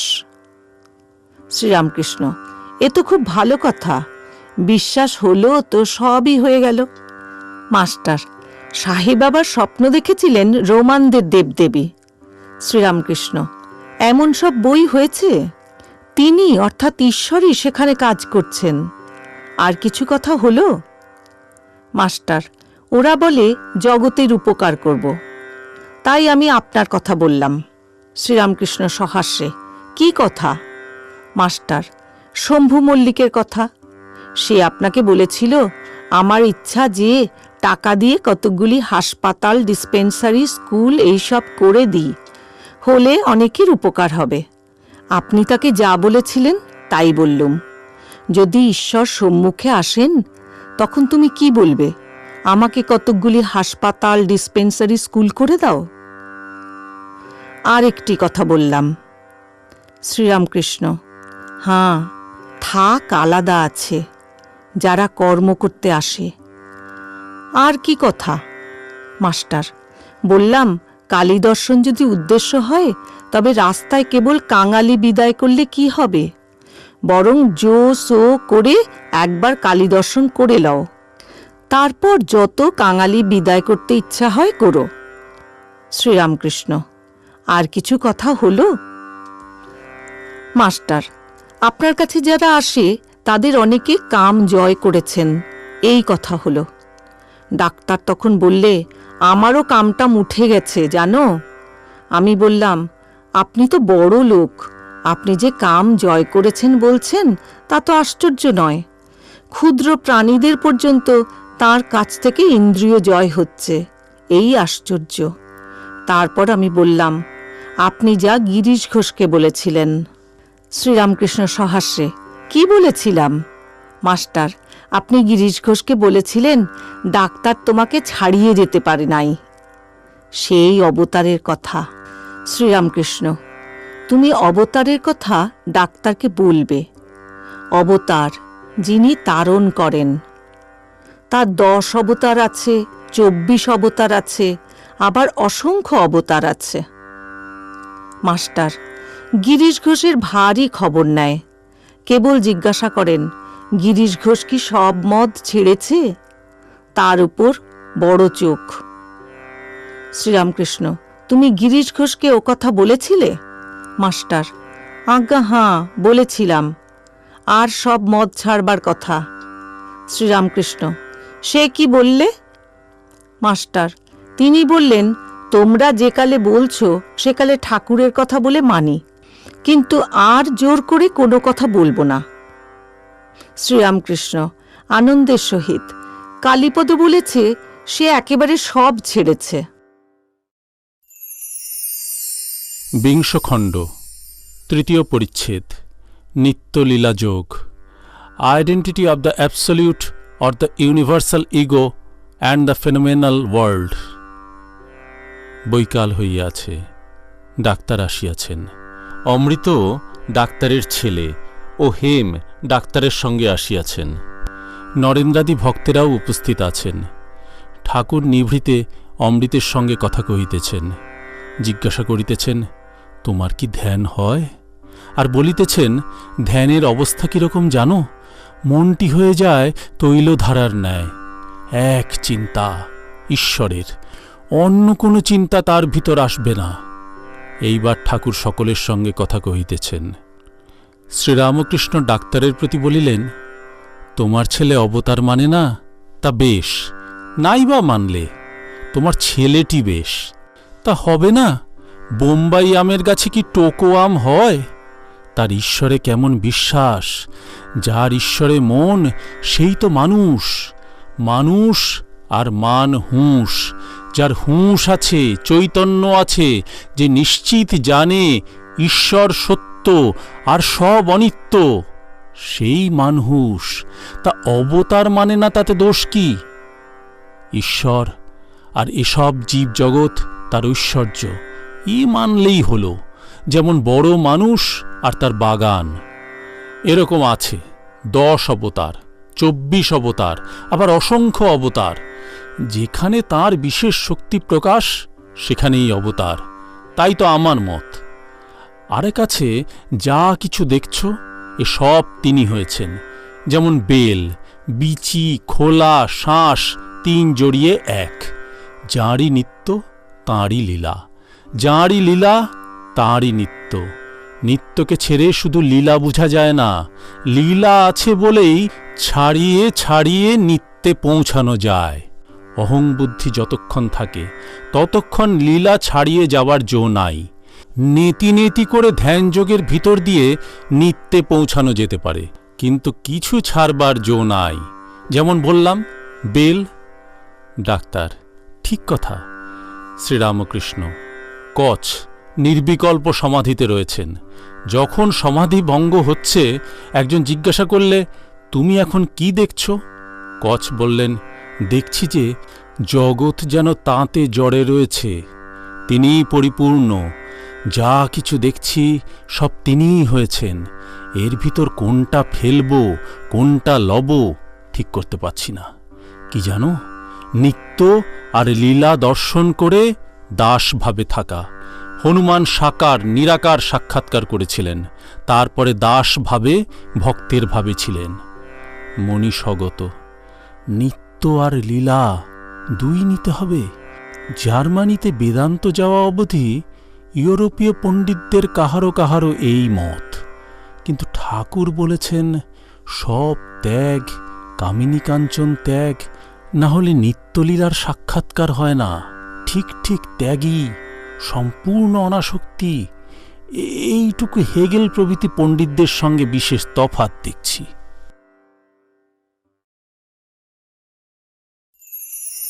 বিংশ খণ্ড, চতুর্থ পরিচ্ছেদ, ঠাকুর শ্রীরামকৃষ্ণ ও অবতারবাদ। Reconciliation of free will and predestination.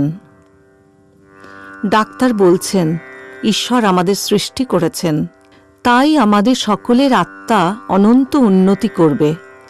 একজন আরেকজনের চেয়ে বড় একথা তিনি মানতে চাহিতেছেন না, তাই অবতার মানছেন না। ডাক্তার ইনফাইনাইট প্রোগ্রেস, তা যদি না হলো তাহলে 5 বছর 7 বছর আর বেঁচেই বা কি হবে? গলায় দড়ি দেব। অবতার আবার কি? যে মানুষ হাগে মতে তার পদানত হব? হ্যাঁ, তবে রিফ্লেকশন অব গডস লাইট, ঈশ্বরের জ্যোতি মানুষে প্রকাশ হয়ে থাকে, তা মানি। গিরিশ সহাস্যে, আপনি গডস লাইট দেখেননি? ডাক্তার উত্তর দিবার পূর্বে একটু ইতস্তত করিতেছেন। কাছে একজন বন্ধু বসিয়াছিলেন। আস্তে আস্তে কি বলিলেন, ডাক্তার, আপনিও তো প্রতিবিম্ব বই কিছু দেখেন নাই। Girish, I see it, I see the light. Srikrishna যে অবতার প্রুভ করব, তা না হলে জীব কেটে ফেলব।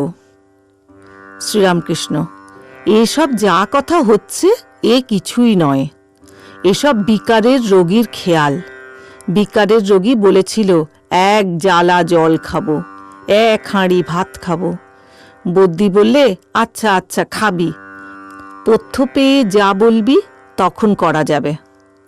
যতক্ষণ কাঁচা ঘি ততক্ষণই কলকলানি শোনা যায়, পাকা হলে আর শব্দ থাকে না। যার যেমন মন ঈশ্বরকে সেই রূপ দেখে। আমি দেখেছি বড় মানুষের বাড়ির ছবি, কুইনের ছবি এইসব আছে, আবার ভক্তের বাড়ি ঠাকুরদের ছবি। লক্ষ্মণ বলেছিলেন, রাম যিনি স্বয়ং বশিষ্ঠদেব, তাঁর আবার পুত্র শোক? রাম বললেন, ভাই, যার জ্ঞান আছে তার অজ্ঞানও আছে, যার আলোবোধ আছে তার অন্ধকার বোধও আছে। তাই জ্ঞান অজ্ঞানের পার হও। ঈশ্বরকে বিশেষ রূপে জানলে সেই অবস্থা হয়। এরই নাম বিজ্ঞান। পায়ে কাঁটা ফুটলে আরেকটি কাঁটা জোগাড় করে আনতে হয়, এনে সেই কাঁটাটি তুলতে হয়। তোলার পর 2টি কাঁটাই ফেলে দেয়। জ্ঞান কাঁটা দিয়ে অজ্ঞান কাঁটা তুলে জ্ঞান অজ্ঞান 2 কাঁটাই ফেলে দিতে হয়। পূর্ণ জ্ঞানের লক্ষণ আছে, বিচার বন্ধ হয়ে যায়। যা বললুম, কাঁচা থাকলেই ঘিয়ের কলকলানি। ডাক্তার, পূর্ণ জ্ঞান থাকে কই? সব ঈশ্বর। তবে তুমি পরমহংসগিরি করছো কেন? আর এরাই বা এসে তোমার সেবা করছে কেন? চুপ করে থাকো না কেন? শ্রীরামকৃষ্ণ সহাস্যে, জল স্থির থাকলেও জল, হেললে দুললেও জল, তরঙ্গ হলেও জল। আরেকটি কথা, মাহুত নারায়ণের কথাই বা না শুনি কেন? গুরু শিষ্যকে বলে দিচ্ছিলেন সব নারায়ণ। পাগলা হাতি আসছিল, শিষ্য গুরুবাক্য বিশ্বাস করে সেখান থেকে সরে নাই। হাতিও নারায়ণ। মাহুত কিন্তু চেঁচিয়ে বলছিল, সব সরে যাও, সব সরে যাও। শিষ্যটি সরে নাই। হাতি তাকে আছাড় দিয়ে চলে গেল। প্রাণ যায় নাই, মুখে জল দিতে দিতে জ্ঞান হয়েছিল। যখন জিজ্ঞাসা করলে, কেন তুমি সরে যাও নাই? সে বললে, কেন, গুরুদেব যে বলেছেন সব নারায়ণ। গুরু বললেন, বাবা, মাহুত নারায়ণের কথা তবে শুনো নাই কেন? তিনি শুদ্ধ মন শুদ্ধ বুদ্ধি হয়ে ভিতরে আছেন। আমি যন্ত্র, তিনি যন্ত্রী। আমি ঘর, তিনি ঘরণী। তিনি মাহুত নারায়ণ। ডাক্তার, আরেকটি বলি, তবে কেন বলো, এটা সারিয়ে দাও। শ্রীরামকৃষ্ণ, যতক্ষণ আমি ঘট রয়েছে ততক্ষণ এই রূপ হচ্ছে। মনে করো মহাসমুদ্র, অধ ঊর্ধ্ব পরিপূর্ণ, তার ভিতর একটি ঘট রয়েছে। ঘটের অন্তরে বাহিরে জল, কিন্তু না ভাঙলে ঠিক একাকার হচ্ছে না। তিনি এই আমি ঘট রেখে দিয়েছেন। ডাক্তার, তবে এই আমি যা বলছো এগুলো কি? এর তো মানে বলতে হবে। তিনি কি আমাদের সঙ্গে চালাকি খেলছেন? গিরিশ, মহাশয় কেমন করে জানলেন চালাকি নয়?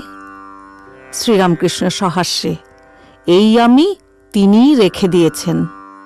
তাঁর খেলা, তাঁর লীলা।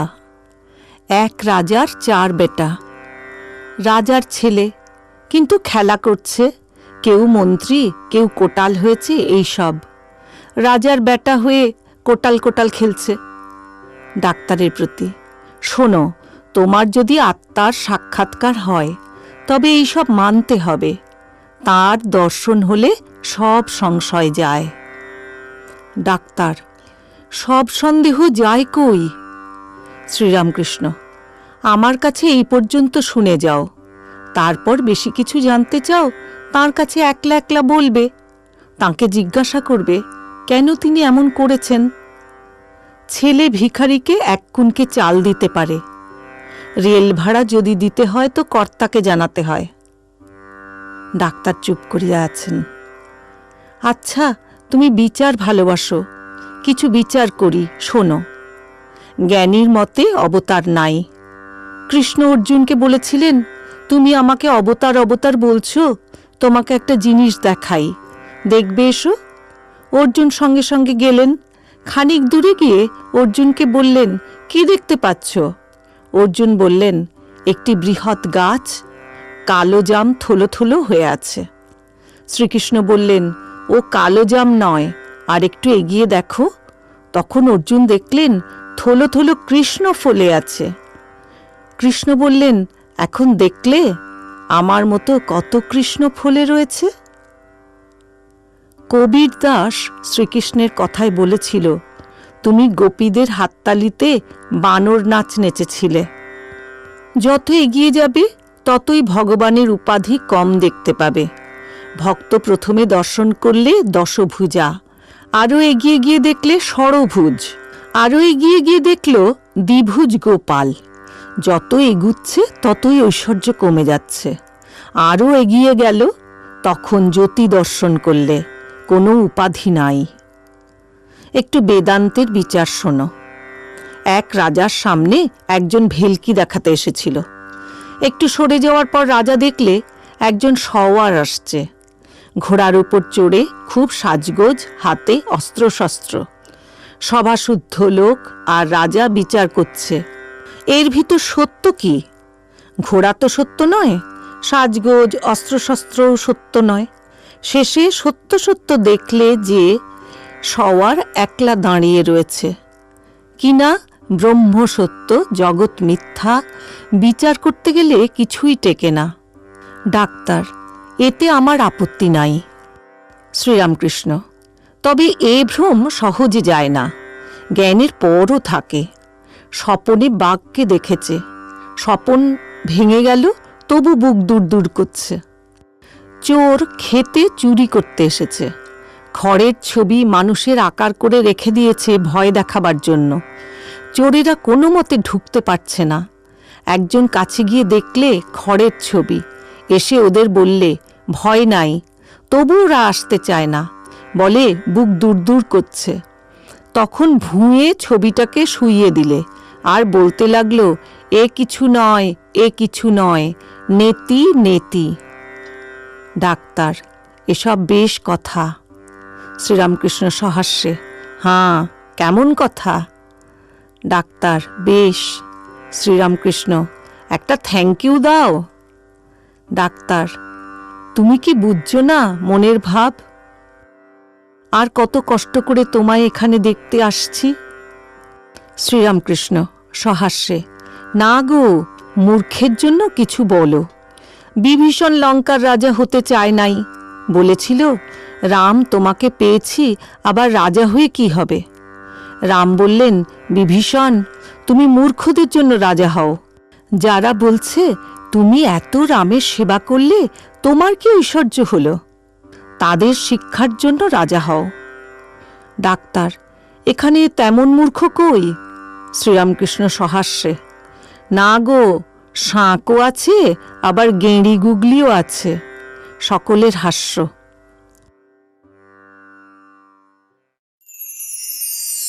বিংশ খণ্ড, পঞ্চম পরিচ্ছেদ।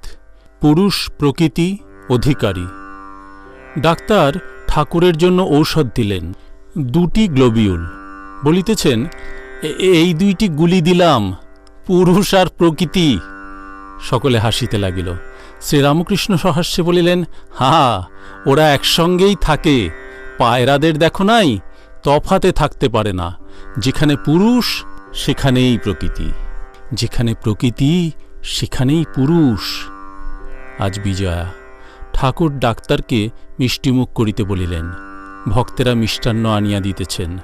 ডাক্তার খাইতে খাইতে বলিলেন, খাবার জন্য থ্যাংক ইউ দিচ্ছি, তুমি যে অমন উপদেশ দিলে তার জন্য নয়। সে থ্যাংক ইউ মুখে বলবো কেন? শ্রীরামকৃষ্ণ সহাস্যে বলিলেন, তাতে মন রাখা, আর কি বলবো, আর একটু একটু ধ্যান করা। ছোট নরেনকে দেখাইয়া, দেখো দেখো, এর মন ঈশ্বরে একেবারে লীন হয়ে যায়, যেসব কথা তোমায় বলছিলাম। ডাক্তার বলিলেন, এদের সব বলো। শ্রীরামকৃষ্ণ, যার যা পেটে সয়, ওসব কথা কি সব্বাই নিতে পারে? তোমাকে বললাম সে এক, মা বাড়িতে মাছ এনেছে, সকলের পেট সমান নয়। কারুকে পোলোয়া করে দিলে, কারুকে আবার মাছের ঝোল, পেট ভালো নয়। সকলের হাস্য। ডাক্তার চলিয়া গেলেন। আজ বিজয়া। ভক্তেরা সকলে ঠাকুর শ্রীরামকৃষ্ণকে সাষ্টাঙ্গ প্রণিপাত করিয়া তাঁহার পদধূলি গ্রহণ করিলেন। তৎপরে পরস্পর কোলাকুলি করিতে লাগিলেন। আনন্দের সীমা নাই। ঠাকুরের অত অসুখ সব ভুলাইয়া দিয়াছেন। প্রেমালিঙ্গন ও মিষ্টমুখ অনেকক্ষণ ধরিয়া হইতেছে। ঠাকুরের কাছে ছোট নরেন, মাস্টার ও আরও দু চারিটি ভক্ত বসিয়া আছেন। ঠাকুর আনন্দে কথা কইতেছেন। ডাক্তারের কথা পড়িল। শ্রীরামকৃষ্ণ বলিলেন, ডাক্তারকে আর বেশি কিছু বলতে হবে না। গাছটা কাটা শেষ হয়ে এলে যে ব্যক্তি কাটে সে একটু সরে দাঁড়ায়, খানিকক্ষণ পরে গাছটা আপনিই পড়ে যায়। ছোট নরেন সহাস্যে বলিলেন, সবই প্রিন্সিপাল। শ্রীরামকৃষ্ণ মাস্টারকে বলিলেন, ডাক্তার অনেক বদলে গেছে না? মাস্টার বলিলেন, আজ্ঞা হাঁ, এখানে এলে হতবুদ্ধি হয়ে পড়েন। কি ঔষধ দিতে হবে আদপেই সে কথা তোলেন না। আমার মনে করে দিলে তবে বলেন, হাঁ হাঁ ঔষধ দিতে হবে। বৈঠকখানা ঘরে ভক্তেরা কেহ কেহ গান গাহিতেছিলেন।